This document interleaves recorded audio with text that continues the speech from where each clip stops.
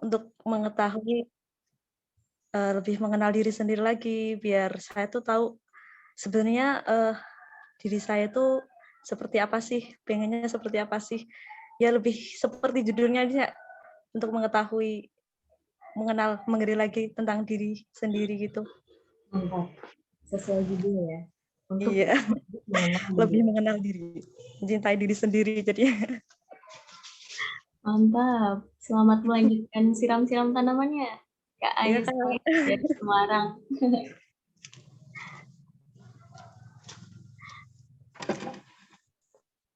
Lanjut lagi nih, siapa ya? Hmm,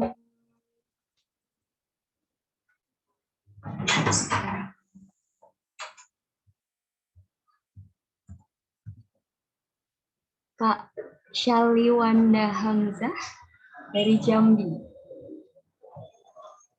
Monggo Kak Syaliwanda Hamzah dari Jambi. Mungkin Halo, bisa sharing asalnya dari mana, kesibukannya apa, dan alasan memutuskan untuk mengikuti kegiatan webinar pada sore hari ini apa gitu Kak. Monggo.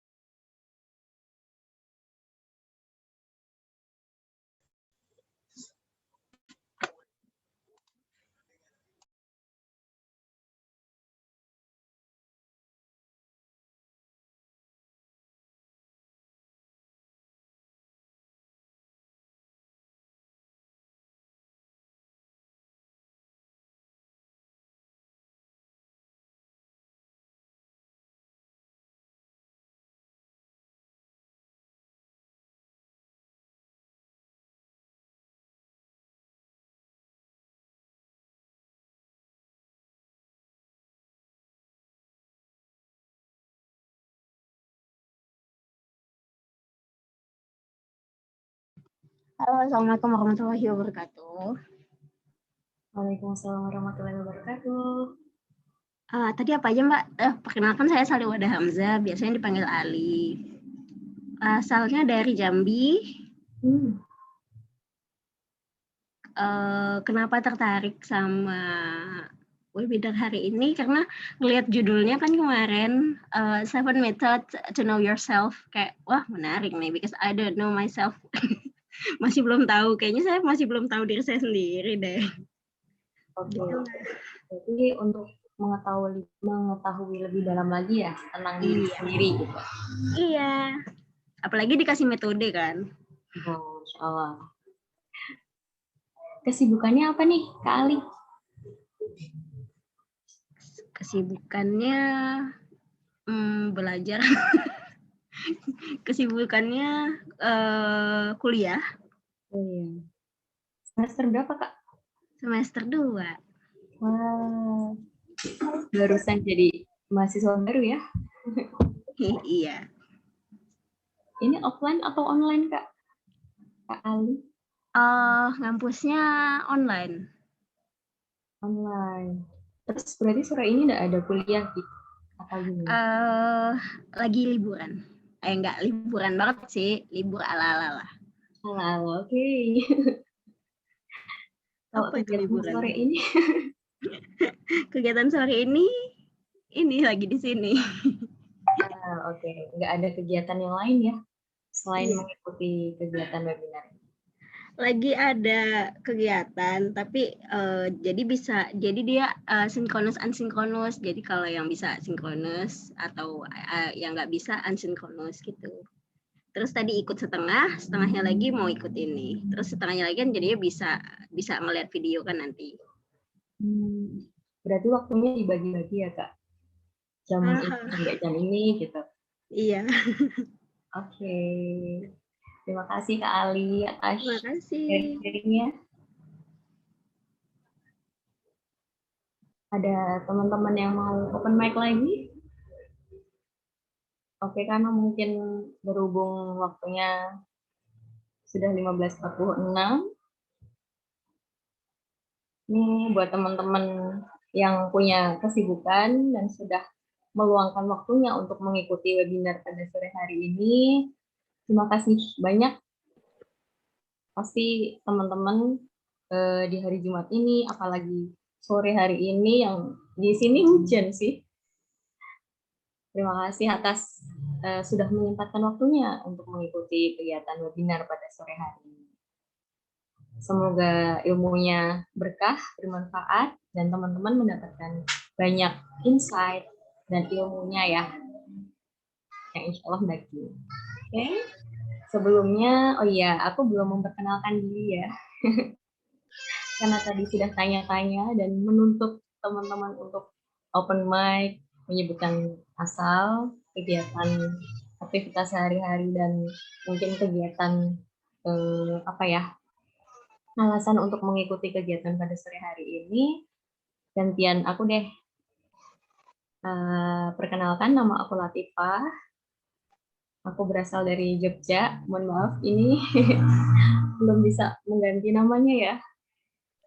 Kemudian aktivitas sehari-hari, aku adalah seorang mahasiswi profesi pendidikan dokter di Yogyakarta.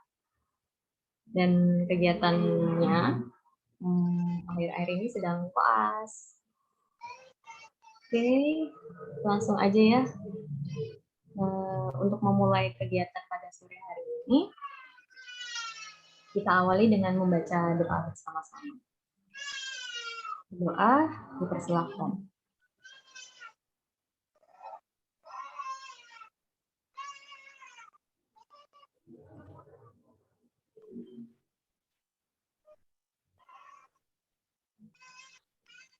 Berdoa selesai, mulai dengan membaca doa, nanti ilmunya semakin berkah dan teman-teman mendapatkan banyak insight, banyak ilmu, dan banyak wawasan ya dari kegiatan webinar kita pada sore hari ini. Kemudian,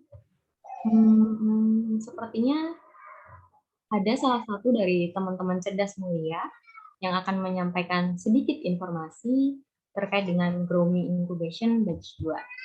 Ada Kak Nurdwi, monggo Kak Nurdwi, dipersilahkan.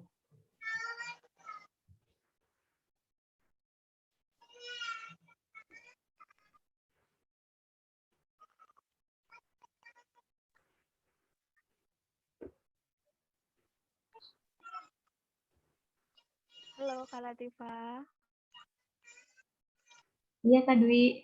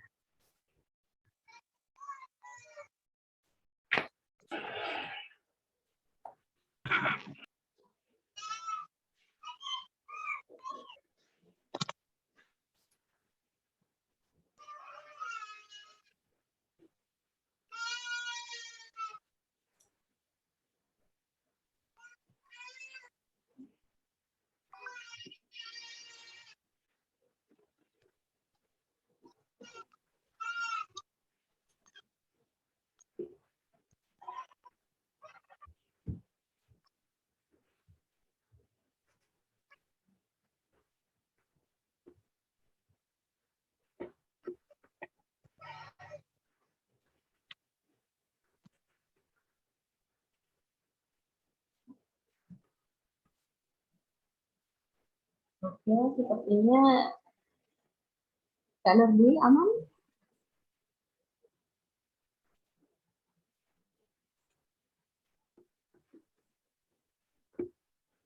Aman ya Mbak Latifah? Gimana Kak Dwi? Sudah mau menyampaikan informasi? Ini sinyalnya kurang stabil. Oke.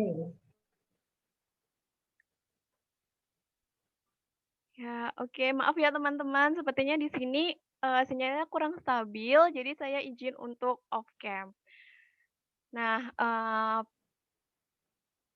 pada kesempatan kali ini saya ingin memaparkan nih teman-teman sedikit tentang apa itu Gromi. Nah, Gromi ini merupakan produk dari induknya yaitu Cerdas Mulia Institute. Nah, berdasarkan hasil riset kecil yang dilakukan oleh tim Cerdas Mulia Institute, tim Cerdas Mulia Institute mencari informasi tentang kebutuhan anak muda untuk memaksimalkan potensi. Lalu, tim Cerdas Mulia Institute menyimpulkan bahwa hal yang sangat dibutuhkan oleh anak muda untuk memaksimalkan potensi yang dimiliki adalah adanya seorang mentor yang mampu memberikan arahan, masukan, serta ilmu-ilmu yang bermanfaat. Selain itu, juga dibutuhkan lingkungan yang positif serta saling menyemangati satu sama lain sehingga muncullah Gromi Incubation ini. Nah, pada kesempatan kali ini kita berkumpul nih di acara free webinar menuju Gromi Incubation Batch 2 dengan tema webinar yaitu Know Yourself bersama Kak Melinda. Oke, next Kak Junita. Pada kesempatan kali ini saya ingin sharing nih teman-teman tentang apa itu Gromi Incubation. Nah, Gromi Incubation ini memiliki value yaitu iman, ilmu, dan impact.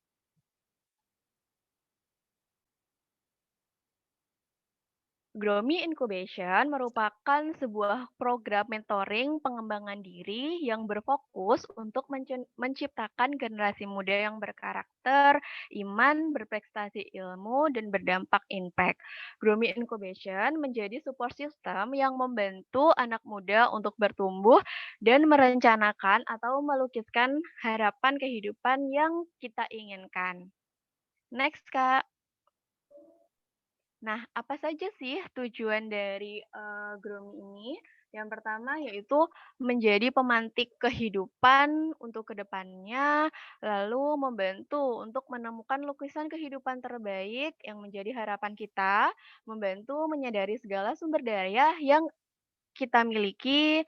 Tujuan yang keempat yaitu bantu membongkar hal-hal dalam diri kita atau biasa yang dinampakkan dengan limiting belief untuk mencapai apa yang kita inginkan, membantu menyusun rencana strategis dalam hidup, dan tujuan program Gromi Incubation yang terakhir yaitu memberi perangkat untuk mengambil keputusan penting dalam hidup kita.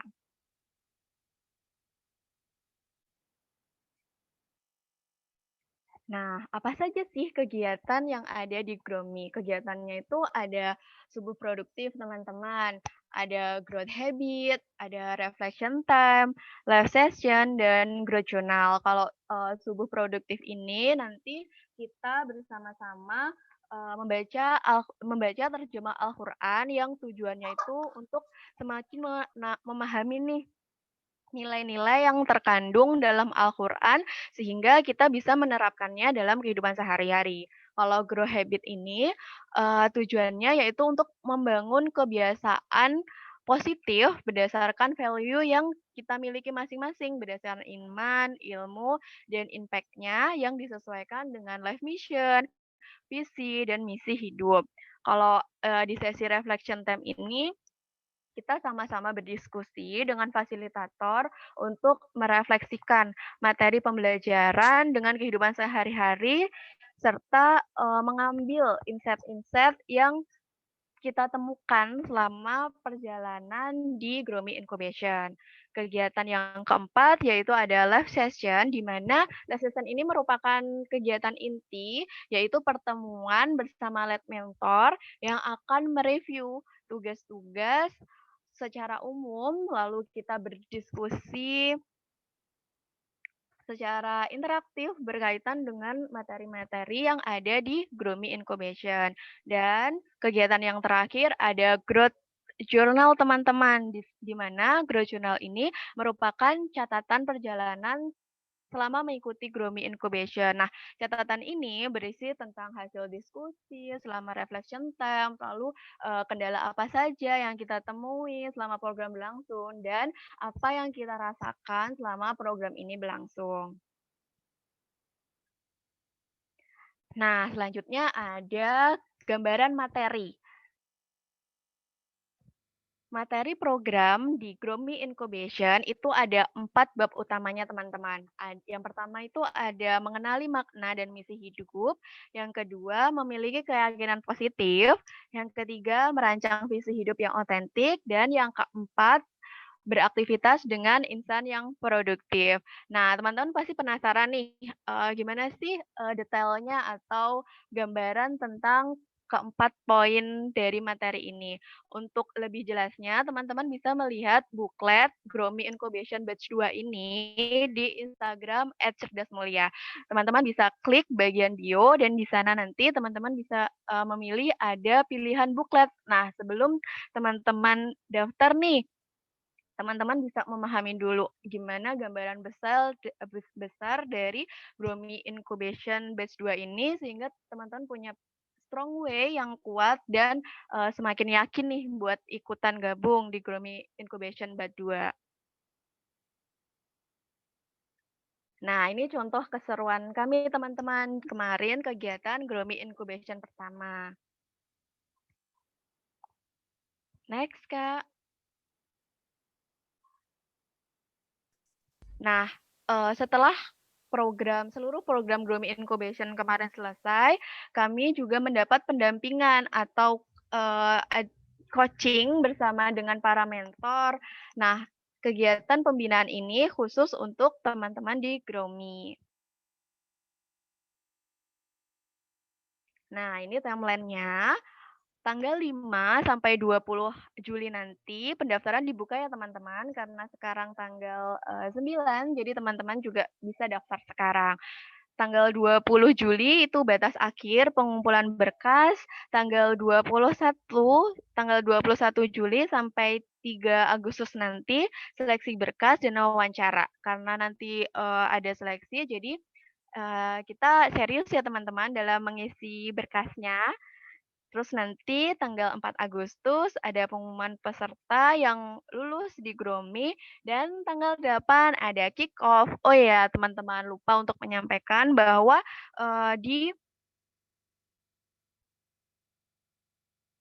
untuk materi yang 4 poin tadi itu berbentuk video ya teman-teman. Jadi nanti teman-teman bisa bebas menonton videonya kapanpun jika teman-teman sudah punya waktu longgar berdasarkan durasi yang sudah diberikan oleh tim Cerdas Mulia.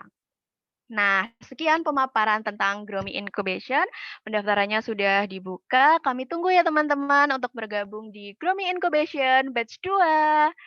Oke, terima kasih. Saya kembalikan kepada Kak Latifah. Hey, terima kasih Kak Dwi atas pemaparannya. Keren nggak sih teman-teman? Keren ya. Setelah mendengar pemaparan dari Kak Dwi seperti itu. Oh iya, untuk menambah kekerenan ini, ada sedikit video cuplikan dari keseruan Gromi Incubation Batch 1 yang kemarin nih. Silahkan disimak.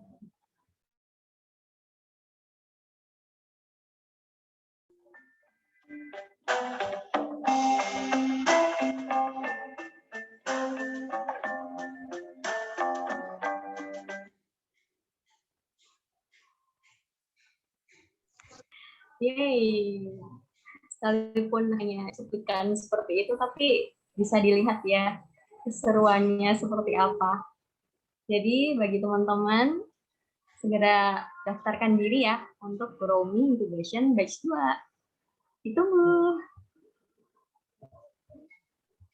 Oh ya, karena pemateri kita sudah datang, tanpa basa-basi lagi ya, kita langsung mengundang Kak Melinda Nur Imanisa. Monggo Kak Melinda, kami persilahkan. Halo, Assalamualaikum warahmatullahi wabarakatuh. Terima kasih. Assalamualaikum. Dan juga teman-teman sekalian semua, salam kenal. Oh, Masya Allah ya, ini ada 67 orang di sini. Salam kenal teman-teman sekalian. Boleh tahu nggak ini tadi dari mana aja ya, teman-teman ya? Oh, ada Mas Indra Buana dari Jepara. Salam Mas Indra, salam kenal, saya juga dari Semarang nih. Deket ya sama Jepara, nggak deket sih sebenarnya, tapi masih Jawa Tengah lah. Oke, ini langsung mulai aja apa gimana Mbak Latifah? Langsung mulai aja, Kak. Mulai aja ya, oke. Oke, alhamdulillahirrahmanirrahim. Assalamualaikum warahmatullahi wabarakatuh. Bismillahirrahmanirrahim. Allahumma sholli ala Muhammad wa ala ali Muhammad. Salam kenal teman-teman sekalian, dan terima kasih sudah hadir di acara yang diinisiasi oleh teman-teman. Masya Allah nih, yang menginisiasi acara ini sebenarnya adalah teman-teman alumni dari Gromi Incubation Batch 1. Jadi katanya mereka karena merasakan manfaatnya gitu ya dari Gromi Incubation Batch 1, jadi sangat bersemangat gitu untuk menyebarkan value-value dan nilai-nilai serta manfaat dari Gromi Incubation ini ke lebih banyak orang. Masya Allah, jujur saya terharu banget nih. Di sini saya perkenalkan, nama saya Melinda Nurimanisa. Oh, saya nge-freeze ya? Iya, bener Latifah. Nge-freeze nggak di Latifah? Iya Halo. Kak, di saya nge-freeze, di Kak Sania nge-freeze juga. Ini sekarang udah kok Kak. Sudah ya? Udah. Perlu pindah apa di sini? Oke, di sini aja. Kemarin juga aman sih di sini. Oke, jadi sebagai perkenalan, sekalian aja ya, sekalian kita buka. Nama saya Melinda Nurmanisa, dan kebetulan sama Bapak Ari Rahmawan, yang mana beliau adalah suami saya, memiliki sebuah visi gitu ya, memiliki sebuah visi bahwa punya harapan mengingat bangsa Indonesia ini adalah bangsa yang besar kan teman-teman sekalian. Kita punya kekayaan yang luar biasa dari Sabang sampai Merauke, dan kita percaya bahwa kunci kebesaran suatu bangsa itu terletak di sumber daya. Oh, nge-freeze lagi. Oke. Jadi saya pindah nih kalau gitu sebentar ya. Saya coba cari tempat lain. Kayaknya di sebelah biasanya lebih oke. Ya, punten.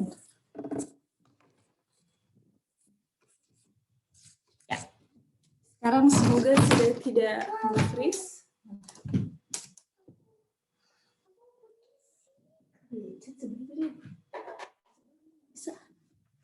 Halo? Cek. Oke. Assalamualaikum. Udah masuk belum ya? Waalaikumsalam Kak. Suaranya udah masuk Kak, tapi videonya belum. Kenapa?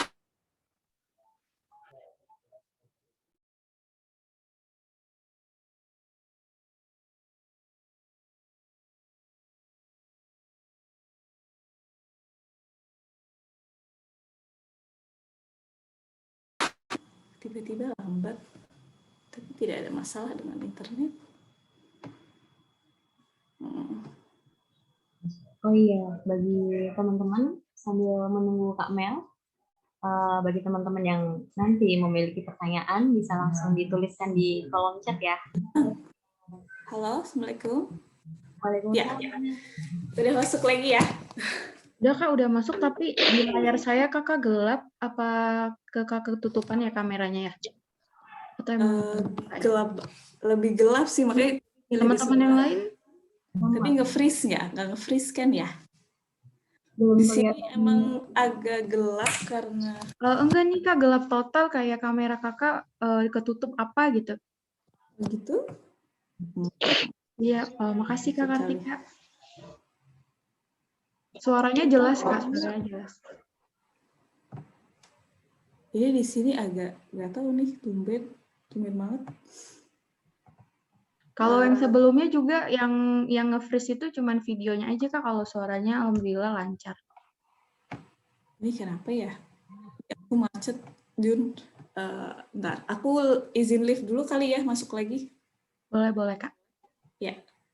Monggo di-handle dulu Mbak Tifa ya. Bisa ngobrol-ngobrol dulu? Iya Kak.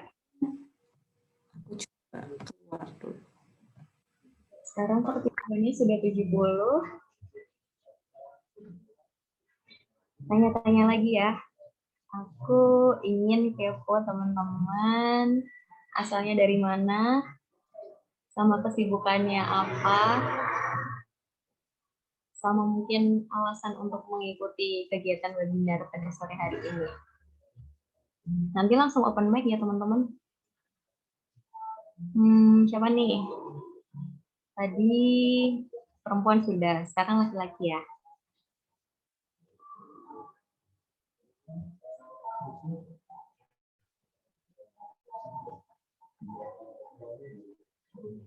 Pak Reski dari Riau.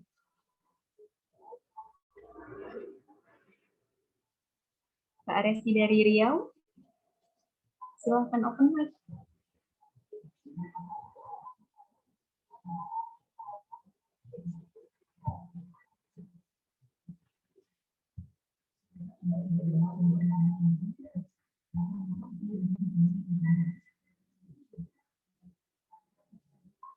Salirin dari Medan. Oke, Kak.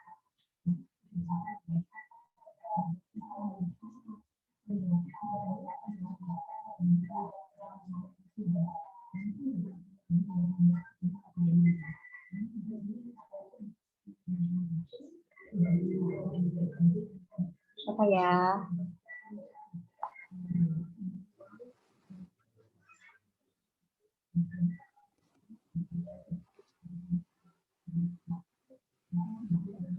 Oke. Ya, Assalamualaikum. Udah lebih baik? Waalaikumsalam. Udah Kak, alhamdulillah. Oke, siap. Alhamdulillah ya.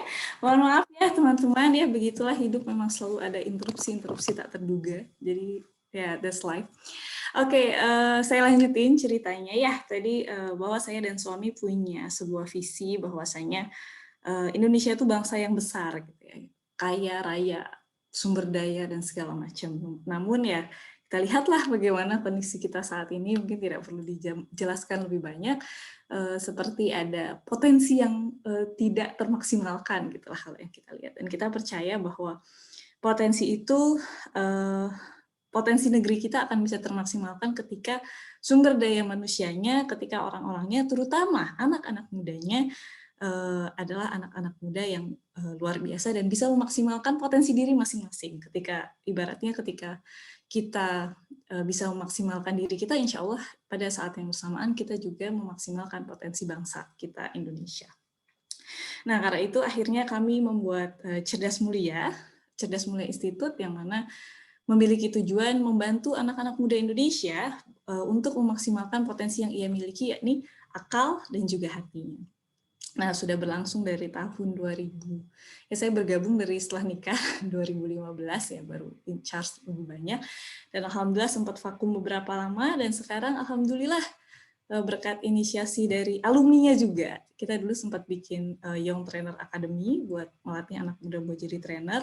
Tapi dari alumni Young Trainer Academy ini ternyata punya inisiasi, ini value-value cerdas mulia ini Masya Allah harus lebih banyak nih anak muda yang tahu. Jadi akhirnya justru dari alumni bikin lagi Grow Me Incubation, karena kebetulan saya sama suami lagi sekolah di Belanda, dan karena sekolah itu jadi udahlah nggak kepegang, tapi ternyata menggerakkan alumni, dan alhamdulillah sekarang ternyata setelah kita bikin Grow Me Incubation yang dibuat alumni lagi yang bergerak untuk membuat kelas ini. Masya Allah ya, kita ucapkan terima kasih banyak dulu kepada para alumni Grow Me Incubation yang menamakan diri mereka sebagai Angkatan Akatara, telah menyelenggarakan acara ini sehingga kita bisa hari ini insya Allah belajar bersama, berbagi bersama, karena saya juga akan belajar banyak dari sesi ini pasti tentang bagaimana mengenal diri ya, karena bagaimanapun mengenal diri itu kunci pertama.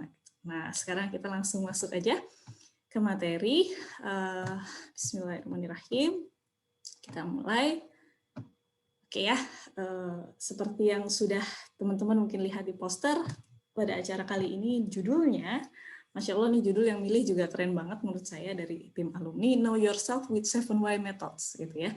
Bagaimana kita bisa mengenali diri, menemukan makna hidup yang hakiki, dan memaksimalkan potensi diri dengan mengenali diri ini. Nah, sebelumnya perkenalkan lebih jauh mungkin, karena ibarat pepatah, tak kenal maka tak sayang. Jadi alumni udah kenal lumayan banyak di awal ya Mbak Latifah, sama teman-teman peserta di sini, ada Mas Indra dari Jepara, tadi ada Mbak Ayu dari Ungaran. Nah, saya juga orang Semarang ya, jadi familiar lah dengan Ungaran. Nah, nama saya Melinda, dulu sekolahnya di Universitas Indonesia jurusan arsitektur, kemudian mengambil MBA bisnis di Belanda sini, founder dari di Islamic Daycare dan Preschool, kemudian bikin buku anak, bikin online preschool juga, dan karena memang suka kreativitas dan inovasi, jadi Innovation Manager di Cerdas Mulia Institute. Jadi untuk sekarang Cerdas Mulia Institute yang memimpin malah alumni kami, gitu. Saya bantu-bantu aja di belakang. Nah, terus kemudian ikut bergabung bersama, di sini ada ownernya, Bapak Adit, bikin penerbitan Ekasia Publishing, Edukasi Karya Indonesia Publishing, sempat jadi project leadernya Happy Notes, jadi fasilitator di bengkel diri, dan juga penulis dari 9 buku. Nah, kalau dilihat background ini, sebenarnya mungkin orang-orang akan bingung, ini dari arsitektur, kenapa malah ambil bisnis, terus bisnisnya di bidang pendidikan anak usia dini, padahal nggak ada hubungan itu sama psikologi, sama apa dan sebagainya. Tapi ternyata perjalanan ini adalah sebuah hasil dari perjalanan mengenal diri dari saya sendiri yang cukup panjang prosesnya. Nah, kita akan ngobrol-ngobrol lebih banyak tentang mengenal diri ini. Nah, kalau saya tanya nih ke teman-teman sekalian, mungkin bisa tulis di chat box. Kalau misalnya ini kita berandai-andai aja sih, saya nggak punya berlian juga. Tapi kalau misalnya teman-teman dikasih berlian atau nemu berlian di jalan, kira-kira mau apa enggak? Mau ngambil atau enggak? Nemu, aduh pasti mau ya. Mau ya, siapa yang nggak mau dikasih berlian? Masya Allah, berlian tuh benar-benar ibaratnya batu yang paling top lah pada saat ini ya. Mau semua ya, apalagi perempuan, waduh mau, cewek semua nih, yang cowok nggak tahu mau apa enggak dikasih dapat berlian ya. Kalau dikasih mau, benar. Nah, pertanyaannya ya kegeser. Jadi nggak surprise deh. Ya, nggak apa. Tapi pertanyaannya, kalau ketemu batu ini di jalan, mau ngambil apa enggak? Batu hitam, lagi jalan gitu kan, di jalan nemu batu hitam teronggok begitu aja, bulat gitu. Ya seperti batu biasa, nggak ada istimewanya. Kira-kira mau apa enggak? Mau, soalnya sama gitu, ya udah kelihatan gitu. Iya, tidak mau Kak, ya baik Junita. Kalau lazimnya kecuali kita anak-anak ya, yang mana saya punya anak 3 tahun dan memang dia suka hobi gitu ngumpulin batu entah kenapa. Ada batu Uma dibawa, ada batu Uma. Tapi lazimnya kita sebagai manusia dewasa kalau ngelihat batu hitam ini ya kita akan bodo amat ya, tidak tertarik gitu. Nah tapi ternyata keduanya ini hal yang sama gitu ya, tadi udah kepencet sayangnya jadi ketahuan deh gitu. Nah tapi ternyata kedua hal ini sama walaupun secara penampakan luar jauh berbeda gitu ya. Satu bentuknya hitam bulat ya, nggak menarik ya, seperti batu biasa lah. Kalau misalkan orang yang benar-benar pengamat batuan pasti akan mengabaikannya begitu aja gitu, kayak nggak berharga nih, nggak mungkin kita tiba-tiba nemu batu kayak gini terus kita pungut gitu, bahwa itu rasanya kecuali emang lagi ada tugas atau iseng banget gitu kayaknya nggak akan kejadian. Tapi ternyata kedua hal ini antara berlian sama batu yang hitam ini ternyata keduanya sama, esensinya sama. Yang membedakan apa? Yang membedakan adalah proses yang menempa, yang mentah, ini berlian mentah, batu berlian mentah sebenarnya. Dan yang satunya lagi adalah batu berlian yang sudah matang, gitu. sudah proses yang sangat panjang. Dan ternyata untuk membuat sebuah berlian itu teman-teman, dari batu yang hitam tadi yang kelihatan tidak menarik sama sekali, mungkin ya tidak akan menarik siapapun, tapi kalau yang tahu oh ini ternyata adalah berlian gitu. Prosesnya tuh panjang banget, mulai dari direncanakan dulu seperti apa, akhirnya harus disasat gitu ya, di laser cut, dipolis, di apa segala macam, benar-benar harus ditempa dan dikikir sedemikian rupa yang pasti kalau kita jadi berlian maybe it's painful, mungkin akan sakit kalau si berlian ini punya perasaan gitu. Kalau si berlian ini punya perasaan, proses dia dari batu biasa sampai jadi berlian ternyata prosesnya adalah proses yang panjang dan kadang bukan proses yang menyenangkan seperti itu. Jadi untuk berlian aja butuh proses gitu, untuk dari batu sampai jadi berlian. Tanaman-tanaman yang cantik juga butuh proses, untuk dari biji sampai jadi tanaman. Jadi semuanya sunatullahnya kebetulan di dunia ini di bumi ini segala sesuatu yang kita mau harus butuh proses. Kalau mau yang instan nanti ada waktunya, insya Allah ya. Misalnya dikasih rezeki Allah bisa masuk surga, nah itu segala sesuatu udah nggak pakai proses lagi. Kita mau apa, tinggal datanglah apa yang kita mau. Nanti sekarang adalah saatnya berproses dan berjuang. Nah, percayalah teman-teman sekalian, kenapa saya ngomong gini adalah karena hasil dari pengamatan kami berdua dan juga hasil dari beberapa survei kepada beberapa teman, beberapa orang, ternyata problem utama yang sering dihadapi, terutama sebagian besar orang Indonesia, karena kita ngomongin dalam konteks bangsa Indonesia, adalah tidak punya kepercayaan diri yang cukup. Intinya percaya diri, confidence-nya itu kurang. Jadi saya mau bilang nih ke teman-teman sekalian, mumpung saya punya kesempatan, bahwa teman-teman percaya harus percaya gitu, bahwa sebenarnya setiap manusia itu punya berlian di dalam dirinya. Setiap manusia itu punya, seperti halnya batu tadi, mungkin nggak kelihatan, mungkin masih ketutupan, gitu. Tapi sebenarnya ada berlian di dalam dirinya. Pertanyaannya, apakah berlian ini sudah digali, apakah sudah dikenali, dan yang paling penting lagi, sudahkah dia dilatih dan ditempa? Kita lihat batu tadi nggak akan bisa sampai jadi berlian kalau tidak mengalami proses penempaan yang panjang. Termasuk diri kita juga kalau kita tidak secara sadar melatih dan menempa diri kita, ya akhirnya jadi batu aja, walaupun sebenarnya dalam diri kita tuh ada berlian. Tapi karena kita tidak pernah berusaha menggalinya, menempanya, akhirnya ya tetap jadi batu aja. Nah, itu juga yang sekarang sering menjadi problem. Karena sekarang era sosial media, yang sering terjadi adalah kita banyak melihat keluar. Melihat, oh si ini sudah begini, oh si itu sudah begitu, oh si ini. Jadi kita banyak melihat keluar tapi kita lupa. Jadi kita terlalu sibuk namanya sosial media, atau apalagi kalau udah edik, terus scrollingnya nggak berhenti-berhenti. Nah, cuma sosial media, mungkin YouTube, mungkin apa. Tapi hal ini membuat kita tuh jadi lebih banyak melihat keluar, melihat ke orang lain, tapi kita lupa untuk mengurusi yang paling penting, untuk mengurusi yang akan dimintai pertanggungjawaban oleh Allah, yakni diri kita sendiri. Kita lupa untuk menggali diri sendiri, sebenarnya kita maunya apa, kita lupa menempa dan melatih diri sendiri. Ketika misalnya teman-teman lihat di sosial media ada orang yang ini, itu, dan sebagainya, dia pasti yakinlah, dia sudah mengalami proses yang sangat panjang, penempaan mungkin dengan peluh darah dan air mata, yang kita nggak lihat, karena dia nggak cerita. Karena biasanya sosial media kan hanya sepersekian kehidupan seseorang, yang mana dia pasti cerita yang baik-baiknya aja.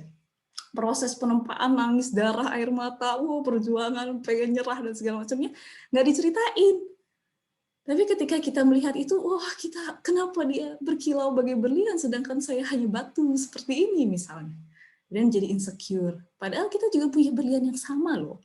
Cuman mungkin kita terlalu sibuk, kadang-kadang yang sering jadi problem, yang sering ditanyakan ke saya kalau ngisi-ngisi kelas adalah itu, kita terlalu sibuk melihat keluar tapi kita lupa untuk melihat ke dalam. Padahal pencapaian orang itu kita nggak akan dimintai pertanggungjawabannya. Tapi tentang diri kita sendiri Allah akan tanya, udah buat apa, dikasih tubuh buat apa, dikasih ilmu buat apa, dikasih harta buat apa, dikasih waktu luang buat apa. Itu yang nanti akan Allah tanyakan ketika di padang mahsyar. Nah, pertanyaan selanjutnya adalah, kapan sih terakhir kali kita ngobrol sama diri sendiri? Manusia pada dasarnya pasti suka berinteraksi dengan manusia lain. Ngobrol sama teman, ngobrolin itu, ngobrolin ini, dan sebagainya. Tapi kapan terakhir kali kita ngobrol dengan diri sendiri? Benar-benar mendengarkan ke dalam, kita tuh sebenarnya maunya apa? Apa yang kita mau, apa yang kita nggak mau, kita maunya gimana, kita mengambil keputusannya gimana. Jadi karena jarang ngobrol sama diri sendiri, seringnya kita berusaha mencari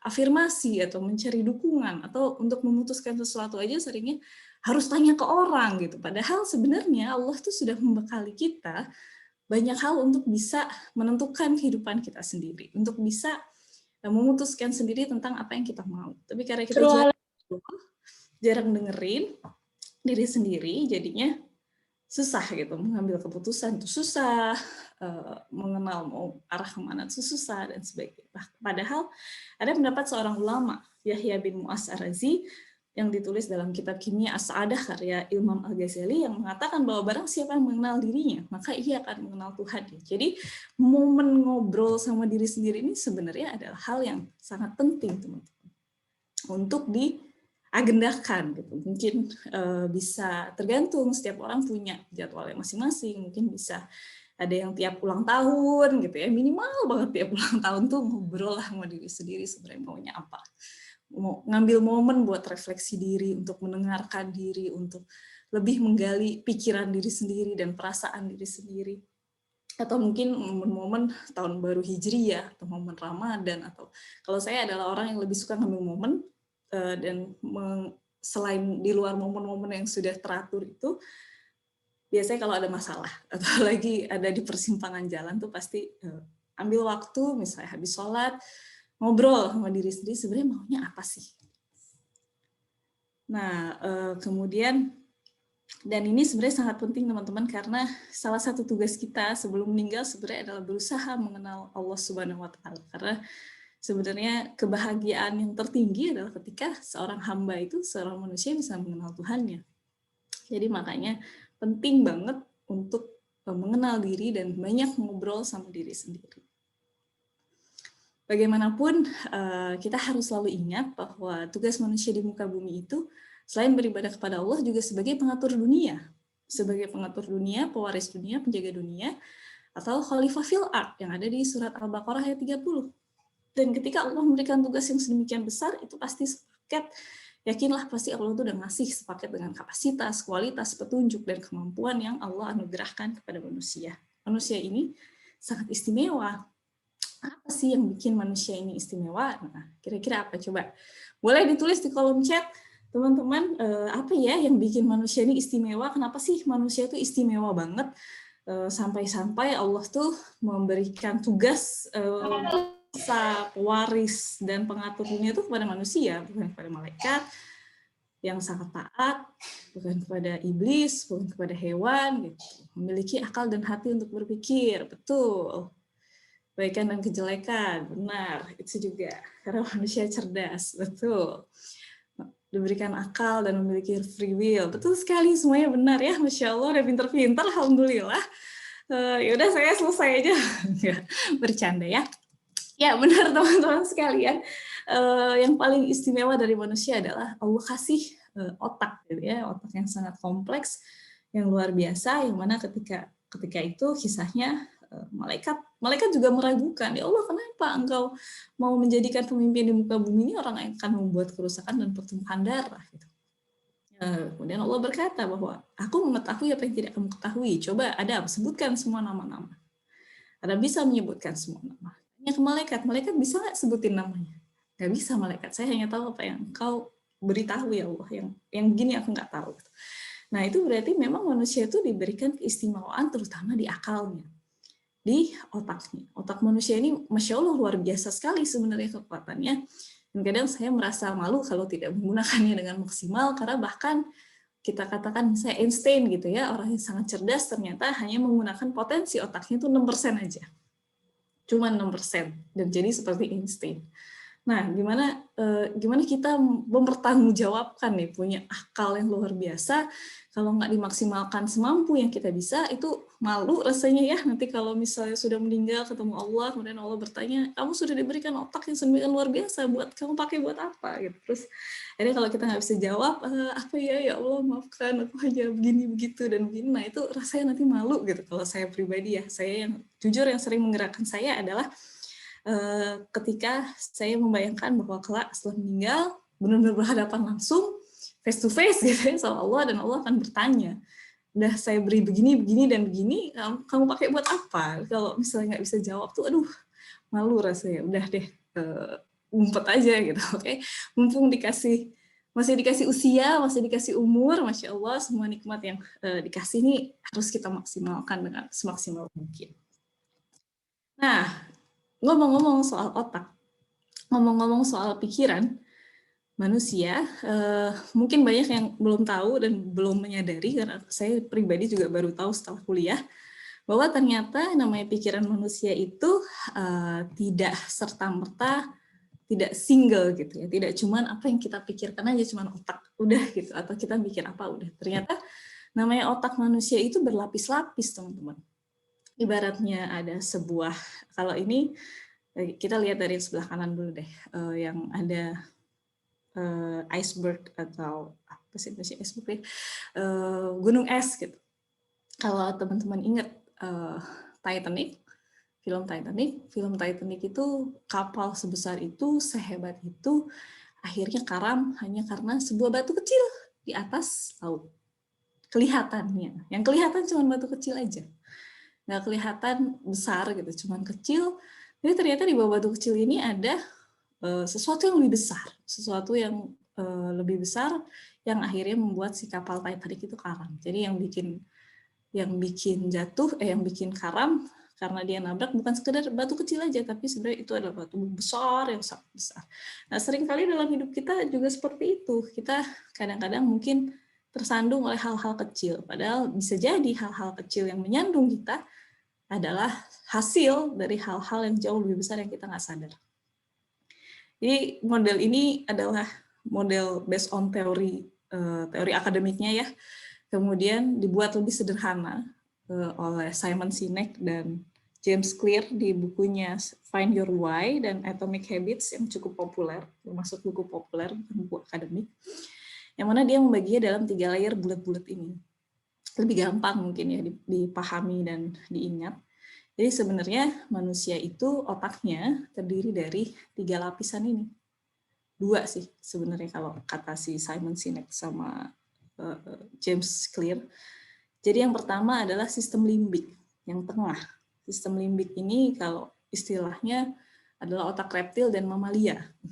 Jadi dia menyimpan alam bawah sadar lah istilahnya, itu dia berada di sistem limbik ini. Kemudian ada yang namanya otak depan atau neurokorteks. Neurokorteks ini yang bertugas terhadap hal-hal yang lebih bersifat analitik, mikir, membuat keputusan dan sebagainya.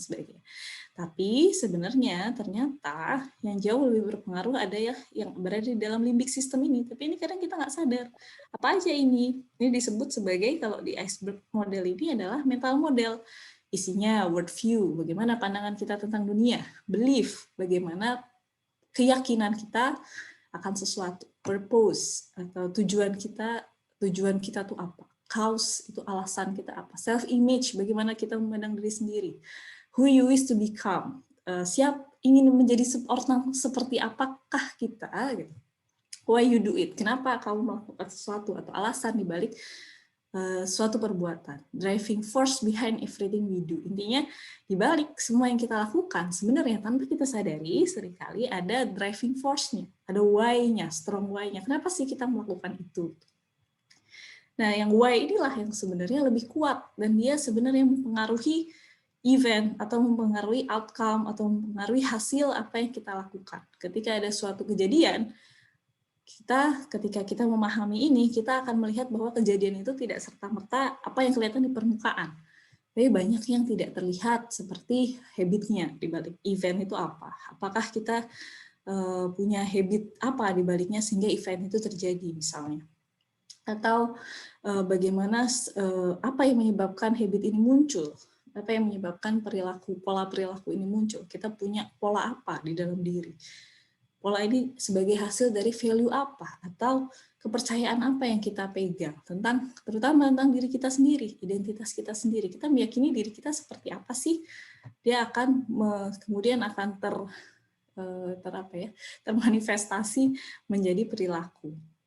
Nah, ini seperti ini teman-teman. Jadi ternyata otak kita itu tidak berupa single thing, gitu. Tidak berupa satu hal aja, tapi berupa banyak layer-layer seperti ini. Dengan kita memahami ini, insya Allah kita tidak hanya lebih mudah memahami diri sendiri, tapi juga lebih memahami orang lain. Jadi ketika ada orang berbuat sesuatu yang kita tidak suka misalnya, atau sesuatu yang menurut kita, kok orangnya bisa gini sih? Nah, kita mungkin berpikir biasanya misalnya kita kesal sama orang itu, karena kita hanya melihat eventnya aja, yang di luarnya aja. Padahal kalau kita gali ke dalam, mungkin ternyata kenapa dia melakukan ini adalah karena dia punya mental model seperti ini, dia punya strong why seperti ini, dia punya belief seperti ini. Ketika beliefnya aja udah geser, udah berbeda atau udah salah gitu ya, ya pasti perilakunya juga akan menjadi aneh gitu. Nah, ini adalah buku yang mungkin teman-teman bisa baca, ini tentang Start with Why, tentang pokoknya segala sesuatu itu kita mulai dengan why-nya tuh apa sih. Wah, udah dikasih 30 menit lagi, siap. Ya, why, how dulu baru what terakhir. Seringkali kita ribut-ribut itu pada what, tapi kita lupa sebenarnya why-nya tuh apa. Sedangkan why itu adalah purpose, cause, or belief yang menggerakkan kita, kayak motivasi intrinsik yang menggerakkan kita semua. Sedangkan what, apa yang kemudian terjadi di permukaan adalah manifestasi dari why kita ini. Kalau di Islam sebenarnya Allah sudah mengingatkan ini berkali-kali, cuman mungkin kadang kita lupa bahwa kalau kata Allah, kata Rasulullah SAW, semuanya, ini hadis sangat terkenal ya, innamal a'malu binniyat, semua amal itu bergantung pada niatnya. Yang mana bahwa niat ini ternyata adalah sepertiga dari kualitas perbuatan. Karena setiap perbuatan itu ada dari hati, lisan, dan anggota badan. Dan niat itu sudah sepertiganya ternyata. Dan itu makanya pentingnya niat. Ketika niatnya bukan karena Allah gitu misalnya, biasanya kadang suka kesasar, entah amalnya kemudian jadi tidak sampai, jadi tidak bernilai amal, sia-sia, dan lain sebagainya. Niat ini juga ternyata bisa menentukan ketangguhan dan kegigihan dirimu dalam berjuang. Karena bagaimanapun seperti hari ini teman-teman, jadi kita belajar ya pada hari ini, kita punya rencana, misalnya rencananya adalah webinarnya berlangsung lancar gitu tanpa, tapi realitanya ya kadang ada gangguan sinyal gitu. Saya tadi tiba-tiba nge-freeze dan sebagainya. Ya that's life gitu. Kadang ada naik turunnya dan sebagainya dan sebagainya. Ketika why-nya, strong why-nya seseorang itu kuat, dia akan cenderung lebih tangguh dan gigih dalam berjuang karena dia tahu bahwa perjuangannya itu lebih berharga dari sekedar tujuan yang dia mau capai. Maksudnya strong why-nya dia tuh pokoknya sangat kuat gitu ya. Sehingga apapun yang terjadi aku akan memperjuangkan ini. Karena strong why-nya sangat kuat. Dan ternyata Allah juga sudah mengingatkan tentang hal ini bahwasanya di surat Al-Hajj ayat 11 tentang ketangguhan ini, ketika seseorang itu ternyata menyembah Allah hanya berada di tepi, iman itu cuma ada di tepi, atau tidak dengan sepenuh keyakinan, ketika dia mendapatkan kebaikan, dia senang gitu ya, merasa puas. Tapi ketika dia mendapatkan sebuah keburukan, dia jadi berbalik ke belakang. Maksudnya jadi goyah. Nah, ini jujur saya pribadi juga kalau mengakses atau menilai diri sendiri, saya masih termasuk golongan orang yang ternyata masih berada di tepi ini. Gitu. Jadi memang insya Allah ya, bismillah kita berjuang sama-sama biar iman tuh nggak cuma di tepi doang. Biar benar-benar kokoh seperti halnya para nabi yang diuji sedemikian tuh tetap kokoh gitu dalam perjuangan. Karena mereka strong why-nya tuh sangat kuat. Nah, kemudian ini kasih contoh nih. Ini contoh. Bingung. Mbak Mel tadi ngomong apa sih, aku bingung gitu ya. Kita kasih contoh biar lebih clear. Sebagai contohnya, intinya sesuatu yang terjadi, event, itu pasti ada underlying things-nya. Ada why-nya. Makanya 7 why ya. Sebagai contoh misalnya catching a cold atau demam. Ketika kita menganalisa, sebenarnya kenapa sih demam itu terjadi? Ternyata dia adalah hasil dari sebuah pattern atau trend. Dia menjadi demam karena sleeping less, karena tidurnya kurang. Kemudian dia bertanya lagi, kenapa tidurku kurang? Karena ternyata dia stres di pekerjaannya, tidak makan dengan baik, terus susah dapat makanan sehat dan sebagainya. Dan ternyata itu adalah hasil dari suatu hal yang lain, adalah sebuah mental model. Nah, itu yang saya lingkari, ini yang paling penting. Karena sebenarnya ini yang harus kita gali ke diri sendiri. Sebenarnya mental model apa sih yang membuat kita akhirnya melakukan hal ini? Karena buat dia ternyata, di value dia, di belief dia, karir itu adalah hal yang paling penting buat identitas aku. Kalau karirku jelek tuh identitasku tuh berantakan buat dia. Dan hidup sehat tuh buat aku nggak penting gitu. Ketika kita menganggap sesuatu di dalam diri kita, deep insight itu nggak penting, pasti susah deh buat membangun apapun yang mau kita bangun. Misalnya susah sholat tahajud. Kalau saya gali ke diri sendiri, ternyata emang dalam diri saya itu masih anggap itu nggak penting misalnya. Atau ngafalin susah bener, ternyata dalam diri saya masih menganggap itu bukan hal yang maha penting gitu. Jadinya ya setengah-setengah effortnya juga. Kalau strong why-nya ternyata kurang kuat. Nah, ini contoh yang lain. Ini terjadi pada diri saya sendiri waktu SMA. Gitu. Sebagai contoh, ini mungkin semoga teman-teman di sini enggak ya, tapi ini saya cerita diri saya di masa lalu. Saya dulu adalah orang yang suka selfie. Kalau selfie bisa sejam, 2 jam ya. Namanya anak SMP, SMA ya, nggak punya kerjaan ya gitulah. Jadi nggak punya, selain sekolah nggak ada kerjaan lain gitu. Jadi akhirnya yang terjadi seperti itu, suka selfie. Terus kalau lagi jalan-jalan tuh pasti ada mobil tuh ngelirik kaca spion, ngelirik kaca apa sambil melihat gitu. Terus kalau misalnya lagi foto bareng, pasti pertama kali lihat dong, terus ngezoom. Yang di zoom siapa? Bukan lain dan tidak bukan lalu wajahnya sendiri. Wah, bagus ya fotonya. Apa ini maksud fotonya bagus? Foto kita bagus. Kita nggak lihat foto yang lain. Nah, ternyata saya itu kan hal yang lucu gitu ya. Tapi ketika kita bertanya kenapa sih saya melakukan itu gitu. Ternyata di dalam diri saya ingin memastikan bahwa I'm beautiful, aku cantik, I'm good looking. Kenapa? Terus pertanyaan berikutnya adalah kenapa saya ingin memastikan bahwa saya cantik? Apa pentingnya? Ternyata di dalam diri saya ada sebuah insecurity kalau nggak cantik atau nggak looking tuh jadi nggak worth it. Ternyata ke bawahnya lagi saya punya belief di dalam diri saya berharga jika saya itu cantik, putih dan menarik. Wah, kemakan iklan judulnya. Nah, jadi korban iklan. Untung dulu kan sering nonton TV ya, jadi ya udahlah jadi korban iklan sabun-sabun kecantikan gitu. Sampai akhirnya saya sadar bahwa kayak belief ini ada yang salah deh. Kayaknya saya nggak mau mempertahankan identity dan belief ini. Waktu itu disadarkan kebetulan oleh ibu saya, beliau bilang, ya kamu nggak usah khawatir lah, cantik itu yang penting bukan dari fisik, yang penting adalah cantik hatinya. Gitu. Waktu itu saya mikir, benar juga ya. Akhirnya saya berusaha mendevelop identitas baru bahwa buat saya lebih penting cantik hatinya daripada cantik fisik. Lebih penting saya ya hatinya cantik, karena yang akan Allah lihat tuh hatinya, bukan fisiknya. Mau kamu cantik, kinclong, glowing kayak apa, kalau hatinya nggak cantik, Allah juga nggak menilai itu adalah suatu hal yang berharga gitu. Nah, waktu itu kemudian saya reframe, berusaha diganti beliefnya. Ternyata kemudian kebiasaan selfie, ngelirik kaca mobil, dan zoom foto wajah sendiri hilang secara otomatis. Contoh lainnya, misalnya, ini juga terjadi pada saya bisanya ngasih contoh saya aja, karena yang saya gali kan saya nggak tahu orang lain seperti apa.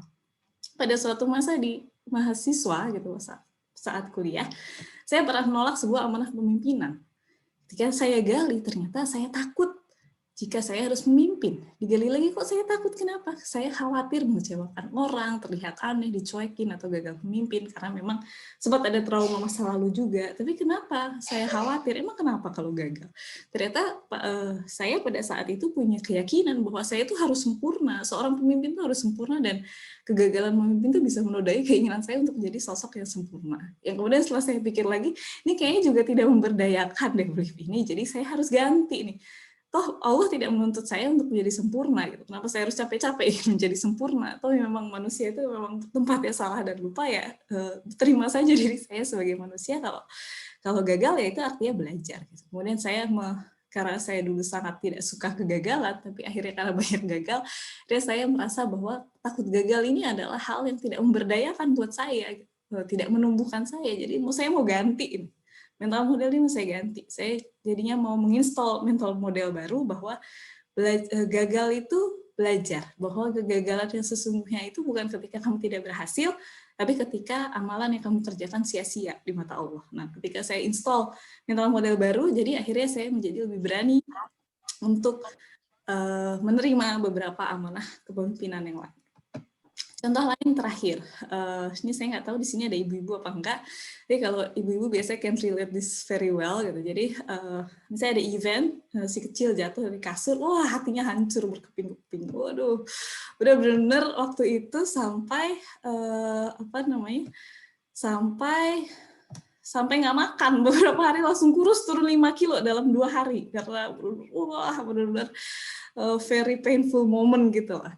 Kenapa saya begitu? Ternyata saya merasa jadi ibu yang gagal, karena gagal menjaga anak dengan baik. Kenapa saya merasa gagal? Ternyata saya punya asumsi di kepala saya bahwa ibu yang baik itu menjaga anaknya dengan sangat hati-hati, tidak boleh terjatuh atau terbentur satu kali pun. Dan saya punya belief bahwa kalau anak jatuh, kena kepalanya bisa mengalami gangguan kecerdasan di masa depan. Mana ternyata asumsi ini setelah dicari-cari juga nggak benar juga, karena Allah tuh menciptakan manusia tuh memang keren ya. Jadi otak itu luar biasa, dilindungi tengkorak dan segala macam, nggak terus satu kali jatuh terus pecah seperti telur gitu, nggak juga gitu. Terus ternyata sekali lagi saya masih punya ternyata keinginan untuk menjadi sempurna itu. Kalau tadi keinginan yang pada pemimpin sudah dihancurkan, tapi ternyata ketika menjadi ibu, keinginan itu muncul lagi gitu. Keinginan bahwa saya harus jadi ibu yang sempurna, tanpa celah, tanpa kesalahan, untuk jadi ibu yang baik. Ya, itu sebenarnya saya pikir ya namanya manusia, ya namanya ibu karena tidak sempurna, namanya juga manusia ya. Jadi akhirnya saya menerima ketidaksempurnaan saya, dan akhirnya saya merasa bahwa yang penting belajar jadi lebih baik. Gagal is okay, salah is okay. Yang penting bagaimana kita belajar dari kegagalan dan kesalahan yang ada, termasuk dalam kasus menjadi ibu. Bagaimanapun misalnya saya nggak sempurna, saya akan selalu berdoa, ya Allah, aku tahu aku nggak sempurna, aku lemah. Namanya juga manusia. Oke, saya minta kepada Allah, tolong dibantu, disempurnakanlah yang bolong-bolong ini. Jadi sekali lagi ketika terjadi suatu hal, ketika kita berhasil menggali ke dasar, kita akan lebih mengetahui, oh ternyata ada asumsi atau ada belief atau ada kepercayaan yang kita pegang atau identitas yang kita pegang tentang diri sendiri yang seringkali bukan hal yang positif buat kita. Seringkali kalau digali kayak ini ternyata malah menyusahkan diri sendiri ya keyakinan ini gitu. Ternyata saya punya keyakinan ini jadi baru sadar, saya punya keyakinan ini dan ternyata ini menyusahkan gitu, tidak memberdayakan, jadi harus diganti. Gitu. Jadi ini mungkin teman-teman bisa coba habis ini di rumah masing-masing, karena tadi saya sudah tapi pembahasannya cuma 4, jadi 7 atau 4. Jawabannya 7, Reski, semakin dalam semakin baik. Tapi nih di sini 7.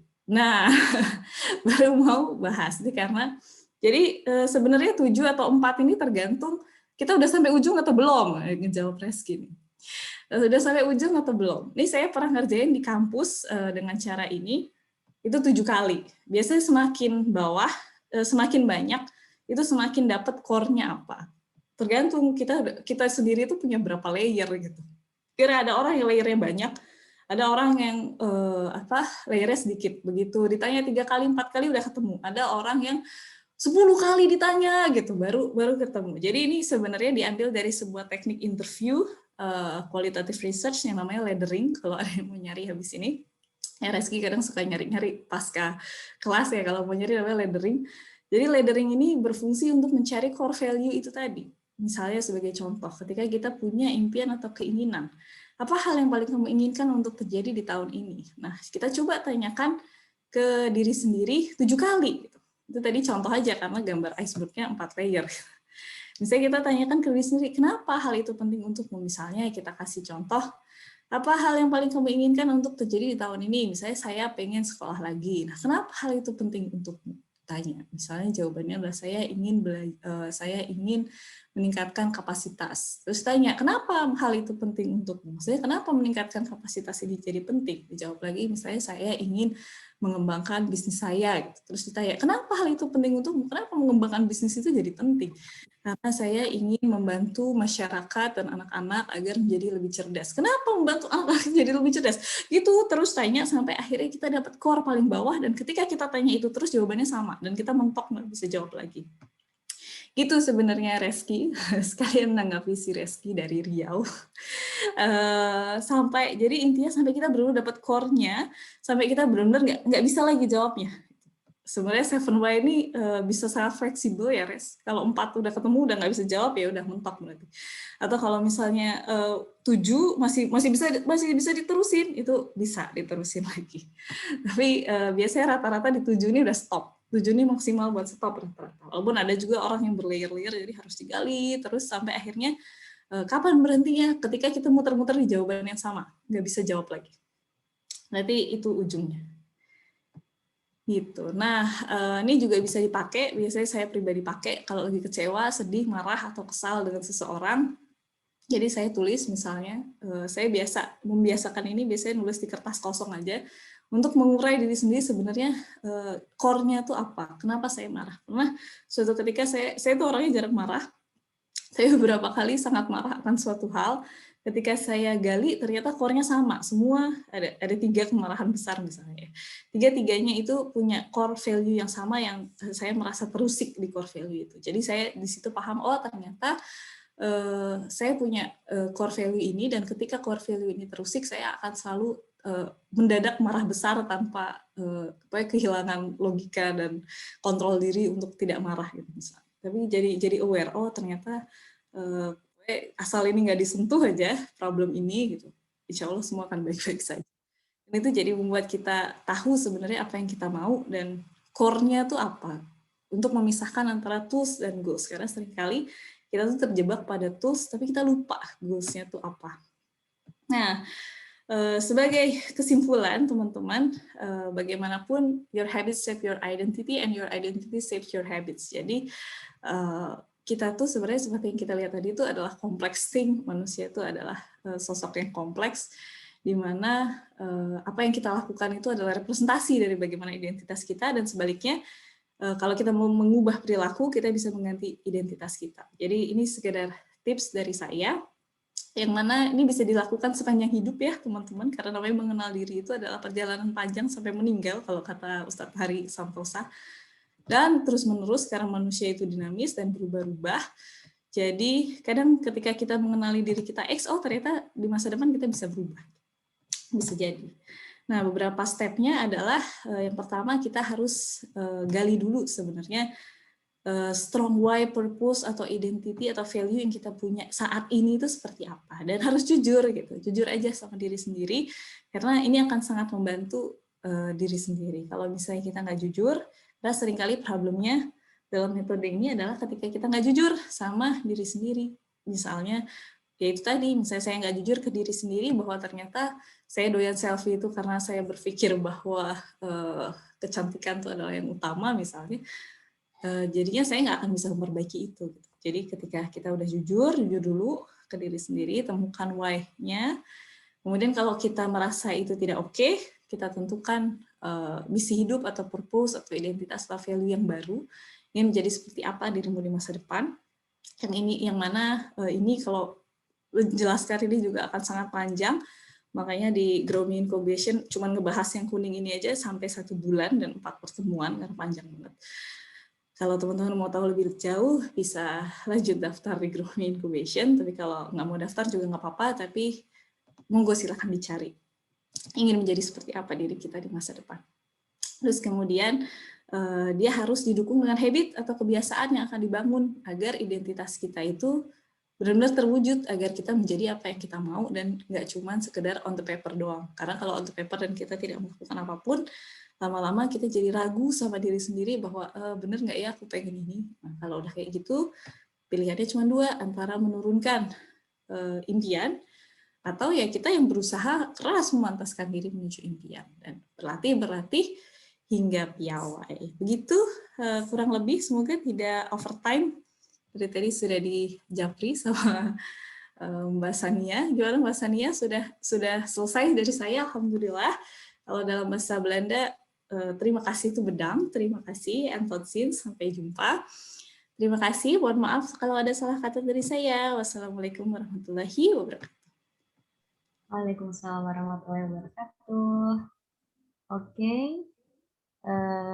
ini sudah ada beberapa pertanyaan dari kakak-kakak dan teman-teman, Kak Mel. Saya izin membacakan, Gih. Ya, boleh. Kita mulai dari Kak Kartika Isna Sujati dari Yogyakarta. Okay. Izin bertanya, bagaimana jika dalam perjalanan menempa batu menjadi berlian, diri kita sudah mengenali, sudah menempa dengan sebaik-baik usaha, namun justru orang-orang sekitar yang menutupi berlian itu. Misalnya dengan menambah zat tertentu yang justru membuat proses penempaan itu menjadi lebih berat. Bagaimana menyikapi hal tersebut untuk kita manfaatkan agar membuat berlian yang cahayanya lebih kuat dan unik. Terima kasih. Oke, terima kasih pertanyaannya Kartika. Bagus sekali. Jadi namanya ya gitu, seringkali memang penempaan itu justru tidak, atau hal-hal yang ya itu merasa ada zat tertentu yang membuat proses penumpaan jadi lebih berat, tuh justru datang bukan dari jauh-jauh ya, tapi dari lingkaran yang paling dekat. Seringkali memang seperti itu, dan saya juga merasakannya bahwa tantangan paling besar seringkali bukan dari orang yang jauh mah ya udahlah gitu, tapi justru dari orang-orang yang paling dekat sama kita. Kalau saya pribadi menyikapinya seperti ini, saya punya sebuah belief gitu ya, bahwa yang pertama, pelaut yang tangguh itu tidak lahir dari laut yang tenang. Yang kedua, what can kill you makes you stronger. Itu sebenarnya sebuah ungkapan dari film, tapi ya menurut saya kata-katanya bagus, jadi dan memberdayakan saya, jadi saya pegang. Apa yang tidak membunuhmu, insya Allah akan membuatmu lebih kuat. Jadi siapapun itu, dari manapun, mau dari jauh apa dari dekat, kalau misalnya dengan itu kita menjadi lebih banyak problem dan penumpang lebih sulit, ya saya selalu memandangnya sebagai oke, dengan ini Allah tuh pengen bikin aku lebih kuat sebenarnya.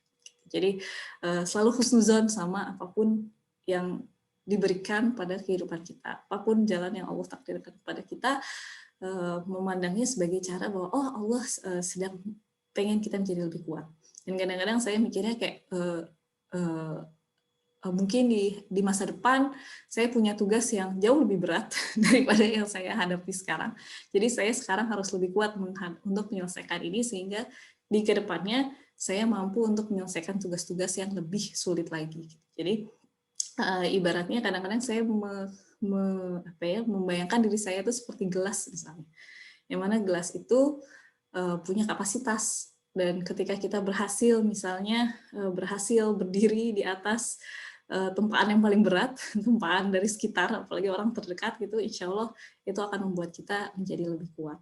Gitu sih kurang lebih Mbak Kartika, semoga menjawab ya. Jadi intinya dari manapun, selama kita berpegang teguh kepada Allah, kalau saya percaya bahwa selama kita berpegang teguh pada Allah, memang kita meniatkan melakukan itu adalah lillahi ta'ala, karena Allah bagaimanapun tantangannya, dari manapun itu, mau dari orang dekat, mau dari orang jauh, mau dari teman, mau dari waktu itu tantangan terberat saya datang dari setim saya sendiri. Gitu. Jadi selama kita meniatkan itu lillahi ta'ala, yakinlah bahwa kita tidak pernah sendirian. Jadi jangan mengantungkan sesuatu pada diri sendiri juga, karena bagaimanapun selalu ada Allah yang membuat kita bisa melakukan sesuatu atau tidak melakukan sesuatu. Jadi ya itu sih, kalau saya biasanya kalau udah berasa sangat lemah itu ya udah bersandar pada Allah, ya Allah tolonglah ini dikuatkan, aku niatkan ini karena Engkau, karena begini dan begini misalnya, tolong dibantu menguatkan untuk menghadapi ini semua gitu. Semoga bisa membantu ya Mbak Kartika. Apakah ada yang mau ditanyakan lagi dari Mbak Kartika? Insya Allah. Sudah, Mas Melinda.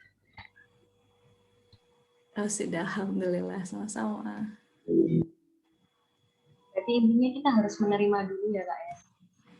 Iya, jadi ya memang menerima ya, husnuzon gitu. Ya pokoknya memang satu hal yang harus selalu dipelihara dan dilatih ke diri sendiri, karena saya juga sering khilaf gitu. Memang harus selalu berusaha husnuzon terhadap apapun yang Allah berikan. Insya Allah kalau kita selalu husnuzon terhadap tantangan apapun yang dihadapi, dan selalu berpikir bahwa oh this is how to make me stronger gitu, insya Allah kita akan menjadi lebih kuat gitu. Atau misalnya meragukan orang terdekat, oh ya, dia butuh bukti aja, ya udah aku buktiin gitu misalnya. Gitu, kurang lebih ya. Karena awalnya dari terbentur, lalu pada akhirnya terbentuk gitu ya Kak ya? Iya, betul. Kemudian ada pertanyaan dari Kak Juniati Mubaika, Kak Mel. Ya. Teh, bagaimana dalam pengasuhan, bagaimana cara meyakinkan yang baik pada anak? Keyakinan mungkin maksudnya ya. Jadi gini, kalau saya pribadi percaya bahwa salah satu cara paling efektif dalam mengubah dan mendidik anak adalah mengubah dan mendidik diri sendiri. Jadi seringkali yang menjadi problem adalah ketika kita punya self-limiting belief, atau kita punya belief-belief yang berantakan gitu, maksudnya yang tidak memberdayakan, dan mungkin belief-belief dan asumsi yang salah. Seringkali yang dikhawatirkan adalah kita tanpa sadar, karena ini levelnya kan di alam bawah sadar ya, kita secara tanpa sadar jadi menurunkannya ke anak. Sebagai contoh, kita punya belief, ini terjadi pada saya ke Irsyad nih, real case. Buat saya yang orangnya agak, jadi saya itu punya keturunan asma, nenek asma, ibu batuknya cukup parah ya, punya penyakit pernafasan yang cukup parah. Jadi saya jatuhnya alergi dingin. Jadi kalau saya minum dingin in a row seminggu pasti sakit radang. Jadi saya nggak tahu ini belief atau emang secara fisikal, karena memang secara keturunan ada begitu. Tapi saya punya belief bahwa jangan kebanyakan minum es, nanti sakit. Apakah benar kalau kebanyakan minum es nanti sakit? Sebenarnya itu tergantung orangnya. Kalau buat saya it works gitu, emang kayak gitu ya, emang badan saya begini ya sudah gitu. Tapi misalnya di badan suami itu beda, dia mau minum es berapa kali juga nggak sakit-sakit. Bahkan kalau sakit minum es. Bahkan beberapa dokter bilang ya kalau sakit radang coba aja dikasih es krim. Kalau di saya pasti jadi lebih parah. Tapi kalau di suami it works gitu, dia lagi sakit minum es sehat gitu, karena dia percaya minum es bikin aku sehat. Jadi ketika saya kemudian punya anak, secara naluri ya, secara alam bawah sadar saya akan bilang jangan kebanyakan minum es, nak, nanti kamu sakit. Dan itu akan membentuk belief yang salah sebenarnya dalam diri dia. Saya akhirnya sadar bahwa suami, lo kan kayak gitu, es tuh gak bikin sakit. Iya juga sih. Jadi ternyata memang yang pertama kita punya belief yang benar dulu, Mbak Jun. Jadi ketika kitanya sudah berhasil membenahi diri kita, pasti secara otomatis kita akan mentransfer keyakinan-keyakinan positif itu pada anak. Ketika dalam dialog-dialog, ketika dalam ngobrol dan sebagainya, pasti nanti akan, ya itu pasti kelihatan lah. Bahkan kadang-kala kalau karena punya anak ya, jadi kadang-kala apa yang keluar dari mulut dia tuh bikin saya refleksi kayak, oh dia kalau punya keyakinan begitu nih pasti dari emaknya nih, wah ini salah harus dibenerin misalnya. Gitu. Jadi memang membangun keyakinan yang baik pada anak itu, apalagi anak-anak tuh harus dengan berulang-ulang, soalnya repetisi. Dan repetisi ini bisa yang kita memang niatkan gitu ya, kayak kita ingin membentuk sesuatu pada anak, jadi kita ulang terus pada anak. Misalnya anak mencoba gagal, terus kita pengen dia punya growth mindset, kita bilang nggak apa-apa nak, it's okay, kamu kan lagi belajar, yang penting kamu berusaha. Misalnya dia berhasil melakukan sesuatu, kita apresiasi misalnya usahanya. Terima kasih anak, kamu sudah berusaha. Jadi dia berpikir bahwa oh usaha inilah yang penting, yang penting aku berusaha, hasil kayak apa ya udah lillahi ta'ala, tapi yang penting aku usaha dulu maksimal. Gitu kurang lebihnya Mbak Juniati, semoga membantu ya. Jadi memang urusan mengenal diri ini panjang. Kalau mengenal diri insya Allah nanti lebih mudah dalam adaptasi sama suami, komunikasi sama suami, juga pendidik anak dan sebagainya. Jadi diusahakan selalu dikembangkan, karena sampai sekarang saya juga terus-menerus mengenal diri dan insya Allah akan terus itu sampai akhir hayat gitu ya. Mangga Mbak Junita lagi, bukan Mbak Juniati, apakah sudah menjawab pertanyaannya? Atau kita lanjutkan aja dulu, Latifah? Boleh Kak, ini tadi sepertinya ada yang ingin open mic. Kak Mel. Boleh. Dari Kak Reski. Monggo Kak Reski. Baik, siap. Terima kasih MC, terima kasih Kak Mel pertanyaannya. Halo Reski. Pertanyaan belum tanya dong. Kak Mel gini, tadi kan tentang iceberg, tadi kan empat part ya. Sedangkan tadi ada juga jelaskan tentang 7 method tadi. Berarti ini dua cara berpikir yang berbeda ya. Pertama kan kalau yang iceberg tadi kan mesti ada empat pattern ya. Pertama eventnya apa yang sedang terjadi. Dan level keduanya itu kan pola apa yang terjadi berkali-kali. Yang ketiga adalah apa yang pengaruhi itu, dan yang keempat adalah belief-nya apa. Baru kita nemu. Sedangkan yang kedua tadi kan kita cuma nanya kenapa itu penting, kenapa itu penting, kenapa itu penting. Jadi nggak ada indikator tertentu. Berarti itu beda cara bertanya ya? Sebenarnya gini sih, Res, yang 7W Methods itu adalah simplifikasi, simpelnya. Jadi gini, dasar teorinya, dasar ilmunya adalah si iceberg tadi. Intinya adalah ada 4 layer berpikir dan sebagainya. Intinya itu ada di 4 itu. Cuman memang pada prakteknya, ini karena aku juga sudah melakukannya untuk wawancara beberapa orang pas tesis kemarin, pada prakteknya itu tidak seringkali, tidak serta-merta 4 kali nanya ketemu. Tidak seringkali itu nggak namanya manusia ya, kadang muter dulu ke sini, muter dulu ke situ gitu. Nggak serta-merta 4 kali nanya langsung ketemu ke mental modelnya. gitu. Jadi kemudian sama seniorku, jadi yang bikin 7way itu seniorku di kampus, dia bikin 7, karena kalau menurut dia dengan 7 itu akan lebih mudah, biasanya ketika 7 itu udah sampai habis ke bawah, sampai ke mental model. Tapi kadang juga nggak sampai 7 udah ketemu gitu. Gitu. Jadi apakah kamu menangkap maksud aku? Ya, nangkap. Berarti intinya yang 7 itu lebih ke simplifikasinya, nggak mesti ada indikator tertentu lah gitu ya. Enggak. Jadi karena kalau kamu ngomongin indikator, misalnya interview langsung, waktu aku interview langsung, kadang indikator itu bias juga gitu. Jadi apalagi ke diri sendiri kadang nggak bisa kayak tadi kan, karena aku kasih contoh di iceberg yang 4 itu biar langsung kelihatan gitu. Tapi pada kenyataannya ketika kita ngegali diri sendiri ataupun ngegali orang lain, nggak semudah itu langsung 4 step terus dapat gitu. Seringnya muter, bisa ngobrol setengah jam, 1 jam baru dapat, oh ini toh kamu gitu. Jadi ya gitu, Res. Jadi itu untuk simplifikasi aja sebenarnya. Oke, siap. Terima kasih, Kamel. Oke, sama-sama.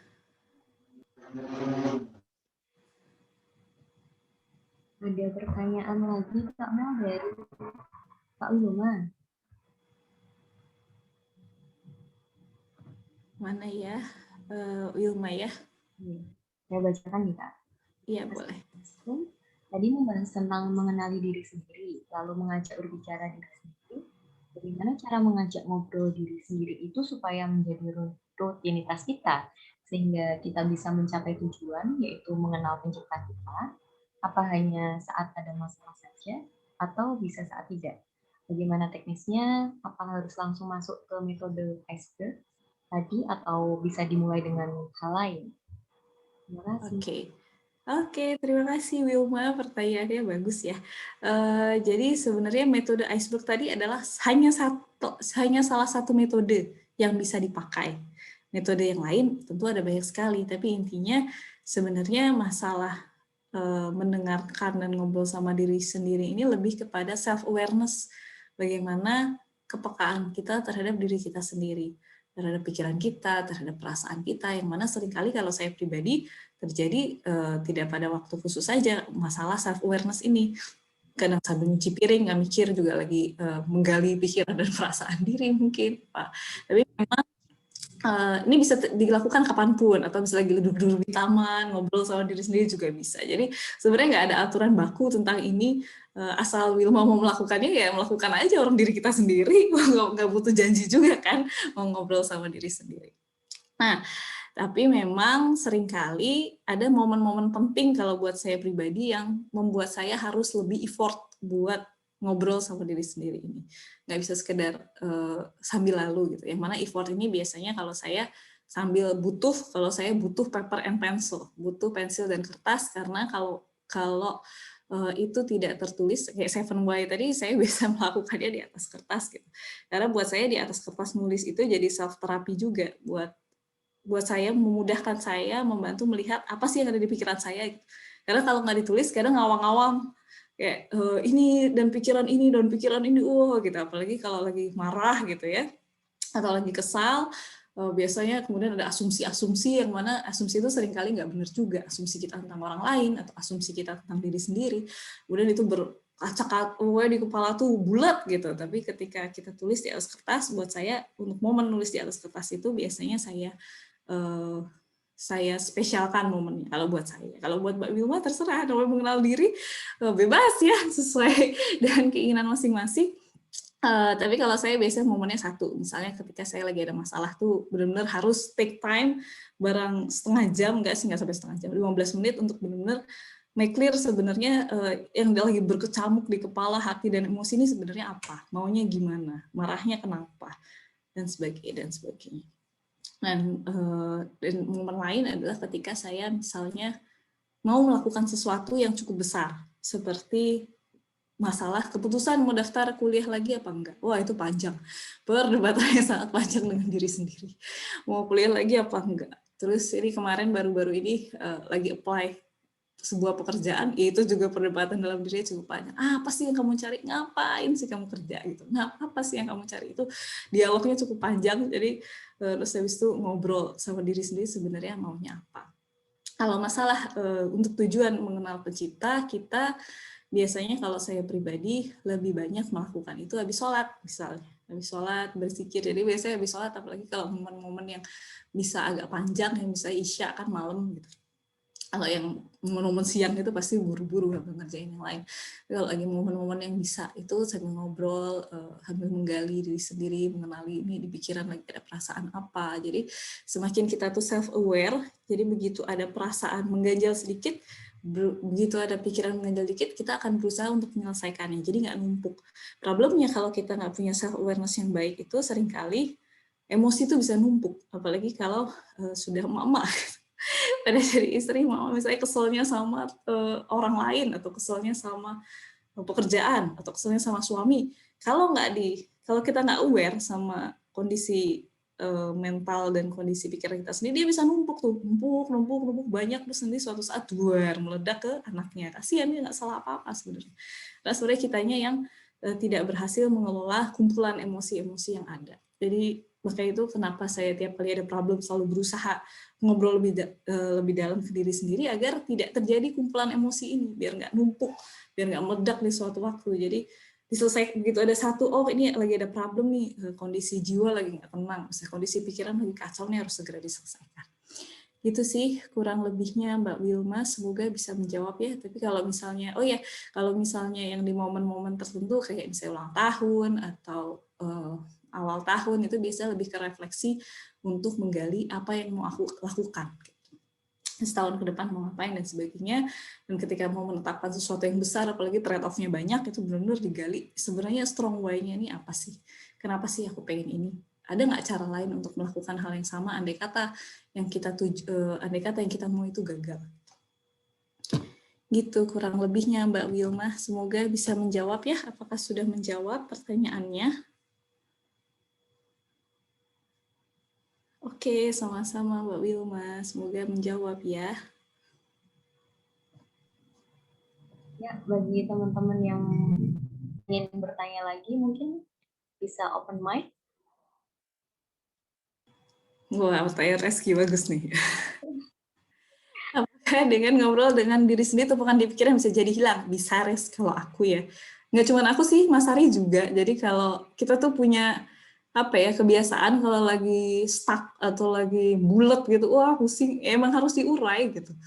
Kalau enggak ya nggak selesai Res, nanti dibawa terus. Ibaratnya kita bawa ibaratnya kita bawa, aku tuh selalu berpikir namanya tumpukan pikiran dan juga perasaan, apalagi yang negatif.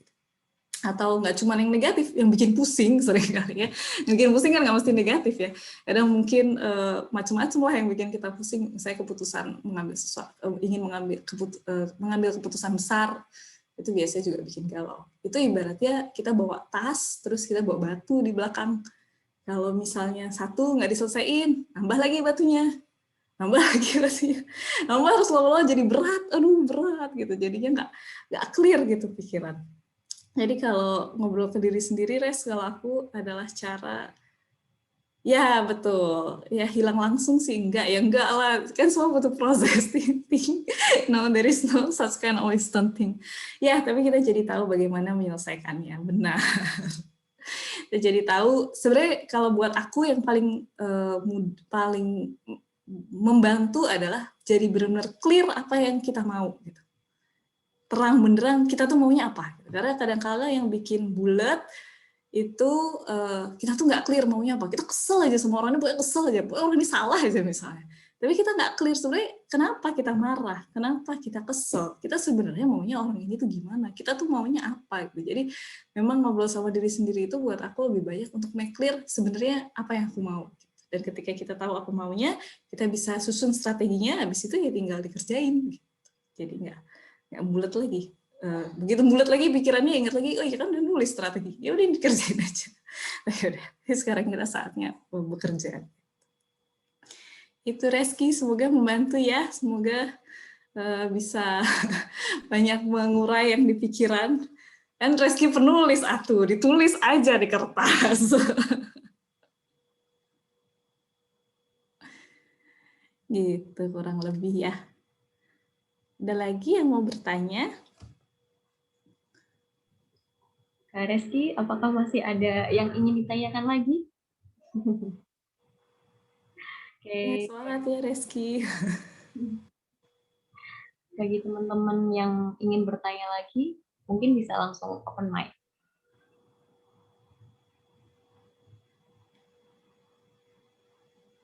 Masih adakah yang ingin bertanya?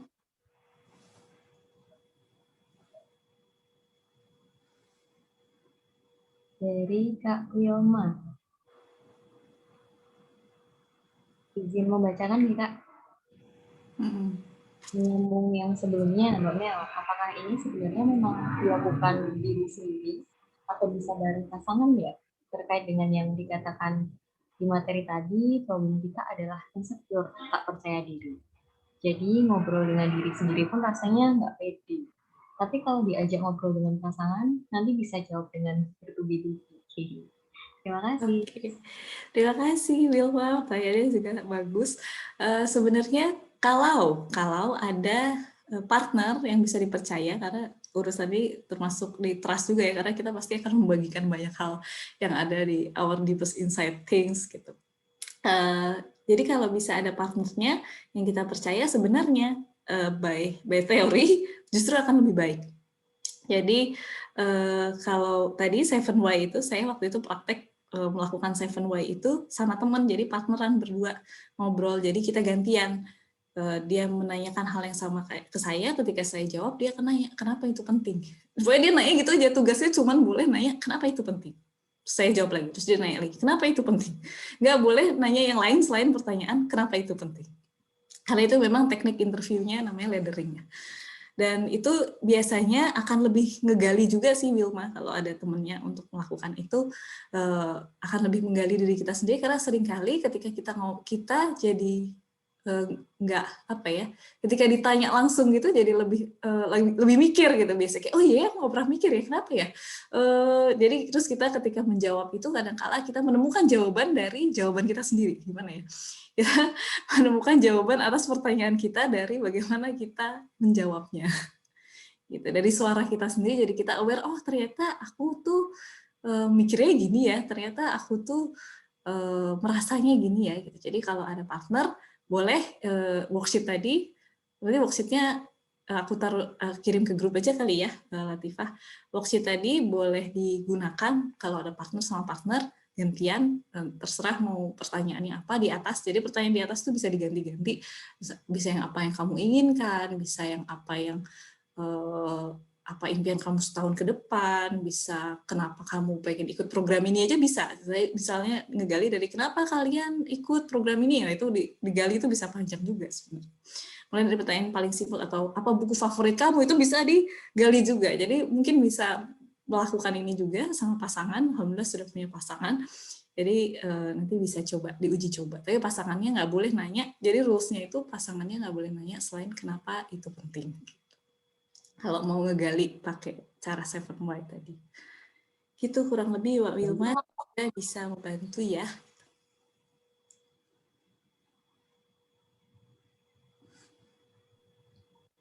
Monggo bagi teman-teman yang lain.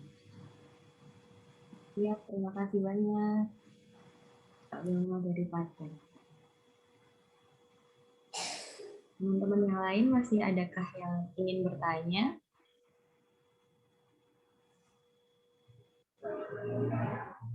Kalau nggak ada,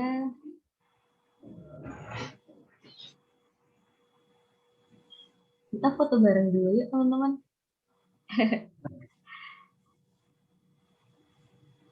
Monggo bagi teman-teman yang tidak berhalangan, mungkin bisa dinyalakan kameranya buat foto bareng.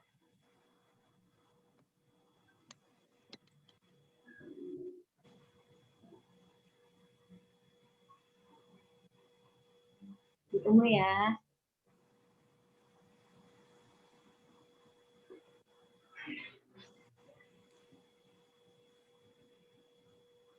Kak Junita boleh minta tolong difotokan, Kak? Boleh, Kak. Kita mulai dari slide 1 ya. Kayak Beberapa detik ya berarti. teman-teman yang lain ditunggu ya. Yang slide 1 dan 2. Oke, kita mulai ya. Bismillahirrahmanirrahim. 1, 2, 3.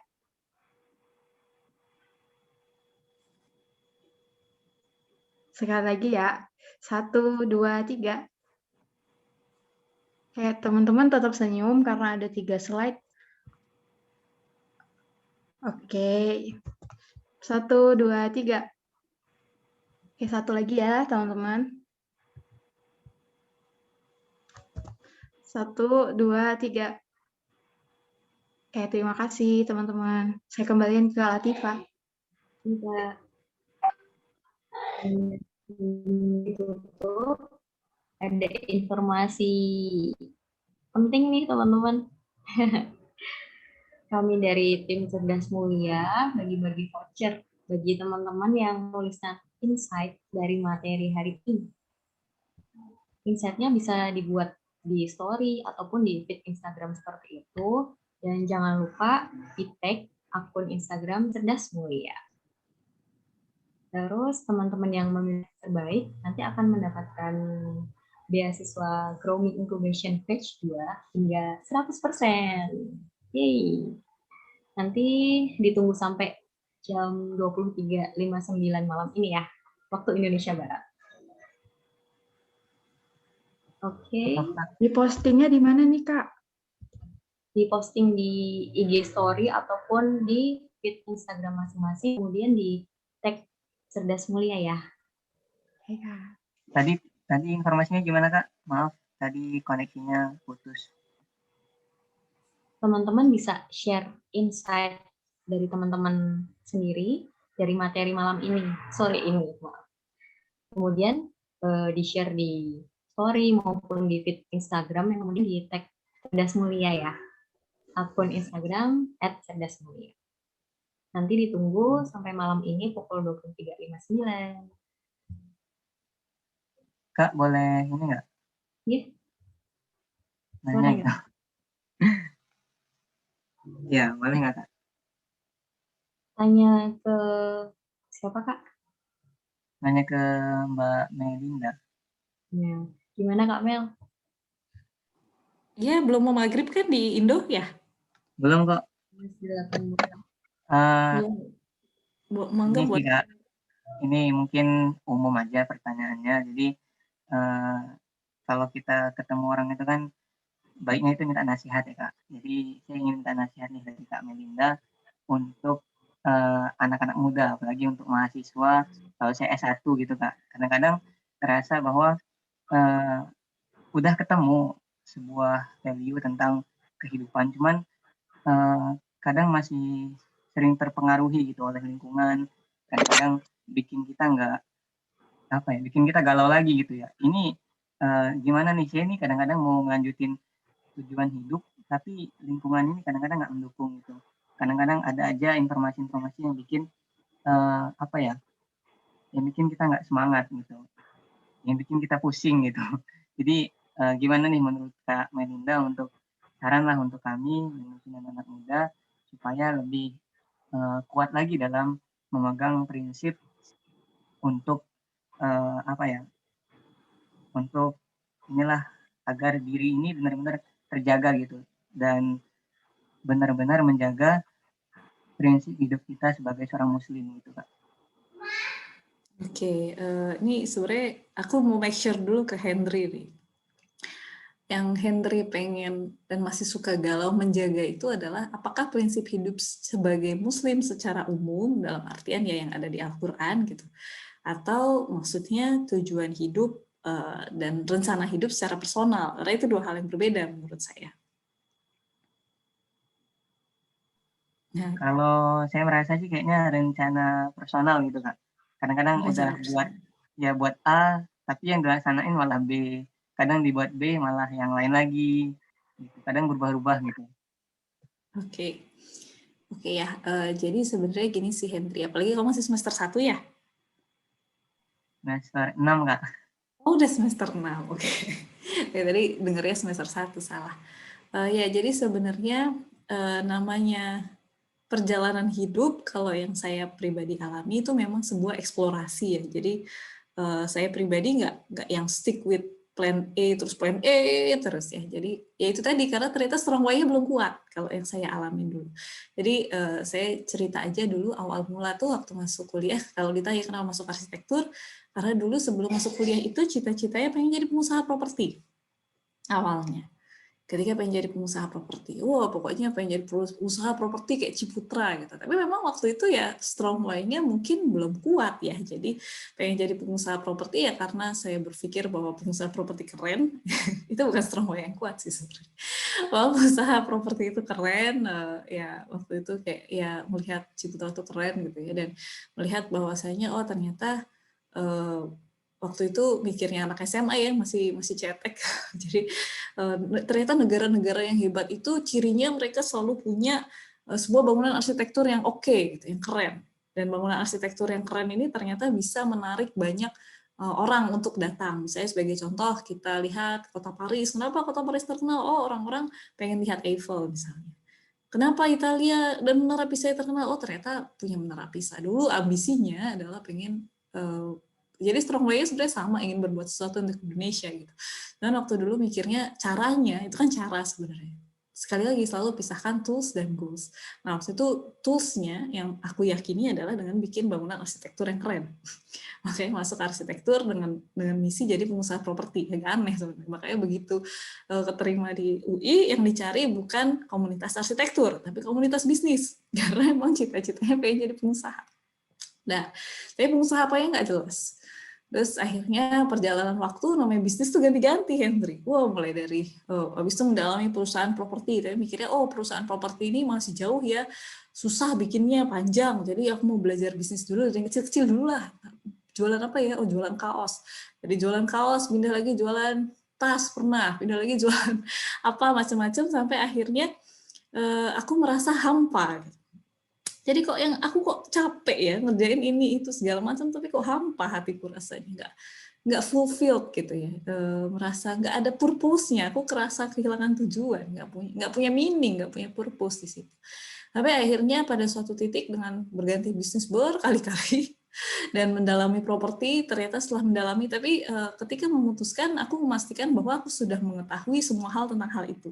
Jadi memang ketika mendalami properti pun, ketika waktu itu impiannya properti, saya deketin tuh orang pengusaha properti, dideketin, tempel, ada senior pengusaha properti, tempel. Kalau bisa main ke kantornya, tiap ada seminar properti datang, tiap ada buku properti baca, tiap ada kenalan orang properti dideketin, ngobrol segala macam, sampai akhirnya mengetahui seluk-beluknya dunia properti itu dari hulu ke hilir itu kayak apa. Ketika tahu, mikir, wah berat ya, bisnis properti ini berat banget, dan banyak yang berlawanan dengan hati nurani ceritanya. Aduh, bisa nggak ya, kayaknya nggak sanggup aku. Dan waktu itu akhirnya kehilangan strong why-nya hilang. Kayak, kenapa sih aku, di perusahaan bisnis properti kayak ribet banget ya, susah, resiko dunia akhiratnya gede, resiko akhiratnya lebih gede. Jadi kemudian strong why-nya tuh nggak dapet. Ada orang-orang yang memang pengusaha properti, kemudian senior saya itu, beliau punya strong why yang kuat. Gitu. Jadi saya tuh pokoknya, ya saya tahu ini banyak abu-abunya, tapi kalau nggak gini ya nggak bisa jalan di Indonesia sekarang kayak gini mau. Tapi saya punya visi tuh begini. Emang dia visinya kuat di situ, jadi dia kerjain. Tapi saya ternyata nggak punya strong way yang kuat di situ, jadi akhirnya melempem. Akhirnya nggak jadilah bisnis properti. Ternyata seiring perjalanan waktu, akhirnya menemukan bahwa strong way yang paling kuat adalah pengen bergerak buat anak-anak, gitu. Terutama anak-anak usia dini. Jadi waktu itu dari beberapa proyek dan kuliah arsitektur akhirnya menemukan bahwa strong why reason yang paling kuat buat saya itu saya ingin berbuat untuk anak-anak. Pokoknya whatever it takes, saya mau sampai nenek-nenek, pokoknya saya mau melakukan sesuatu buat anak-anak usia dini. Nah dari situ pencarian saya berakhir, Hendri. Jadi pencarian tuh dari tahun berapa ya? Pokoknya berakhir di 2013. Itu pun sempat kesasar dulu tuh, jadi sempat ngerjain tadinya bisnisnya mau bikin mainan anak, dapat investornya nggak mau bisnis mainan anak, dia bilang, aduh ini nggak prospektif, pasti kalah sama video game, kata dia. Kita bikin furniture aja, kamu apalagi anak arsitek, oh siapa? Namanya investor ngomong kita iyain aja kan gitu. Ngerjain bisnis furniture selama setahun, ya tapi maksimal juga di situ gitu ya, sampai pameran di Bank Indonesia dan sebagainya. Akhirnya di akhir tahun itu ngerasa feel lost aja gitu, kayak aduh nggak ada, kok ngerasa kehilangan makna di sini. Jadi akhirnya ngobrol lagi sama diri sendiri di titik itu, feel lost, ngobrol sama diri sendiri. Sebenarnya kamu maunya apa? Gitu.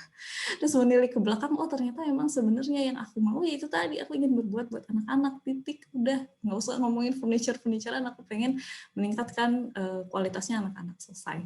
Akhirnya dari situ memutuskan sama tim, padahal lagi habis buat project gede waktu itu, sama tim bilang, aku mau banting setir gitu.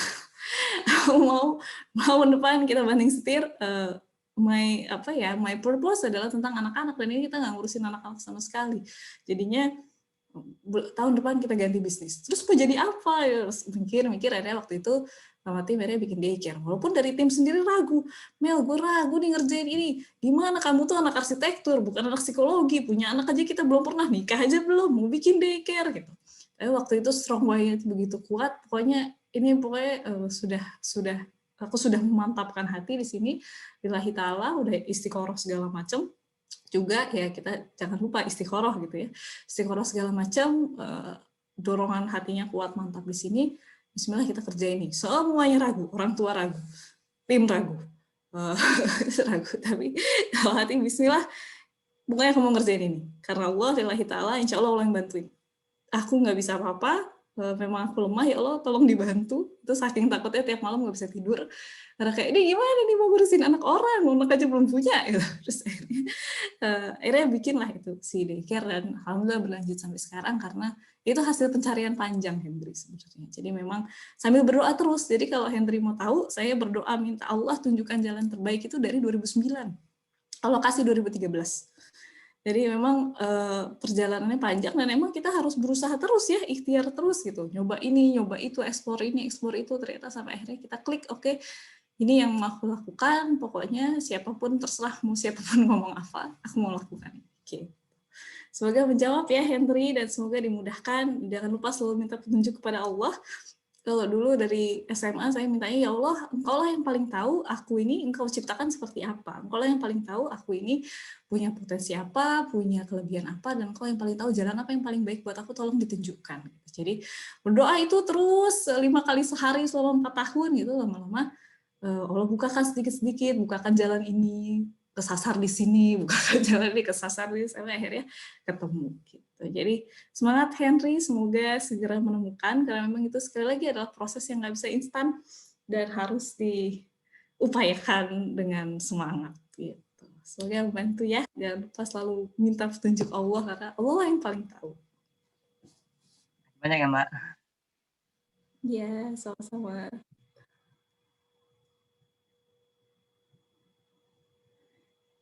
Ya, kembalikan ke Latifah. Iya, Kak. Karena sudah pukul 17.08 ya di sini, mungkin langsung closing statement aja dari Kak Mel. Monggo, Kak Mel.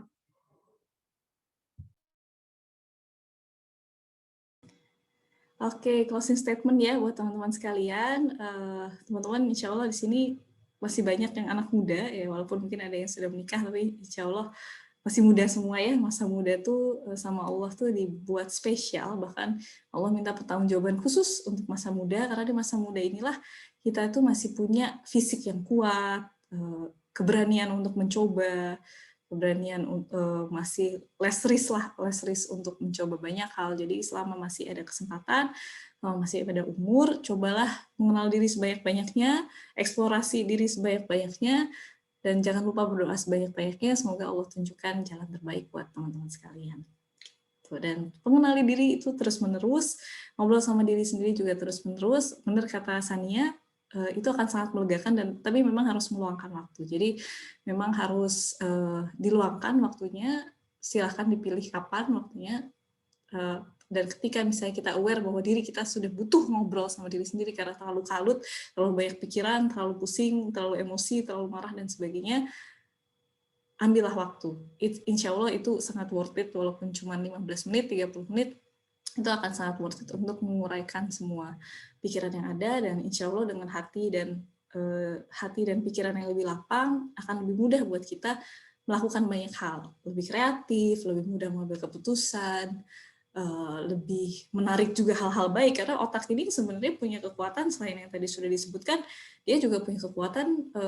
Kalau orang Barat bilang law of attraction, kalau saya percaya bahwa walaupun di situ ada kekuatan Allah tentu, tapi itu salah satu nikmat dan karunia yang Allah berikan kepada manusia. Yang namanya pikiran bisa menarik sesuatu tuh seringkali benar, jadi usahakan semoga pikiran, emosi, dan segala macam, dan terutama ruhiyah itu positif terus. Insya Allah kalau kita selalu menjaga kejernihan pikiran, perasaan, dan juga ruhiyah, insya Allah akan dimudahkan dalam segala urusan. Gitu teman-teman, semangat mengenal diri sendiri, semangat menempuh perjalanan, semoga nanti ketemu 10 tahun lagi semua udah jadi berlian. Amin ya. Ya, sekian dari saya. Assalamualaikum warahmatullahi wabarakatuh. Waalaikumsalam warahmatullahi wabarakatuh. Terima kasih banyak Kak Melinda atas ilmunya yang daging-daging ini. Karena sudah menjelang maghrib teman-teman, mau tidak mau harus kita akhiri sampai di sini. Mari kita akhiri kegiatan pada sore hari ini dengan membaca hamdalah bersama-sama. Alhamdulillahirrahmanirrahim. Doa kafaratul majlis. Subhanallahumma wa bihamdika asyhadu an la ilaha illa anta astaghfiruka wa atubu ilaik. Oh iya, tambahan satu pesan lagi Latifah kalau boleh. Jangan lupa teman-teman untuk mengerjakan insight-nya. Insya Allah ada beasiswa dari tim panitia. Dan kalau mau yang lebih mendalami lebih jauh tentang self-development, menjadi versi terbaik dari diri sendiri dan sebagainya, jangan lupa daftar Gromi Incubation. Teman-teman jangan lupa daftar ya, Gromi Incubation Page 2. Nanti ketemu kami. Insya Allah. Oke, sepertinya segitu dulu. Terima kasih teman-teman atas perhatiannya, atas kehadirannya sampai sore hari ini. Mohon maaf atas segala kesalahan. Saya akhiri. Wassalamualaikum warahmatullahi wabarakatuh. Waalaikumsalam. Waalaikumsalam warahmatullahi wabarakatuh.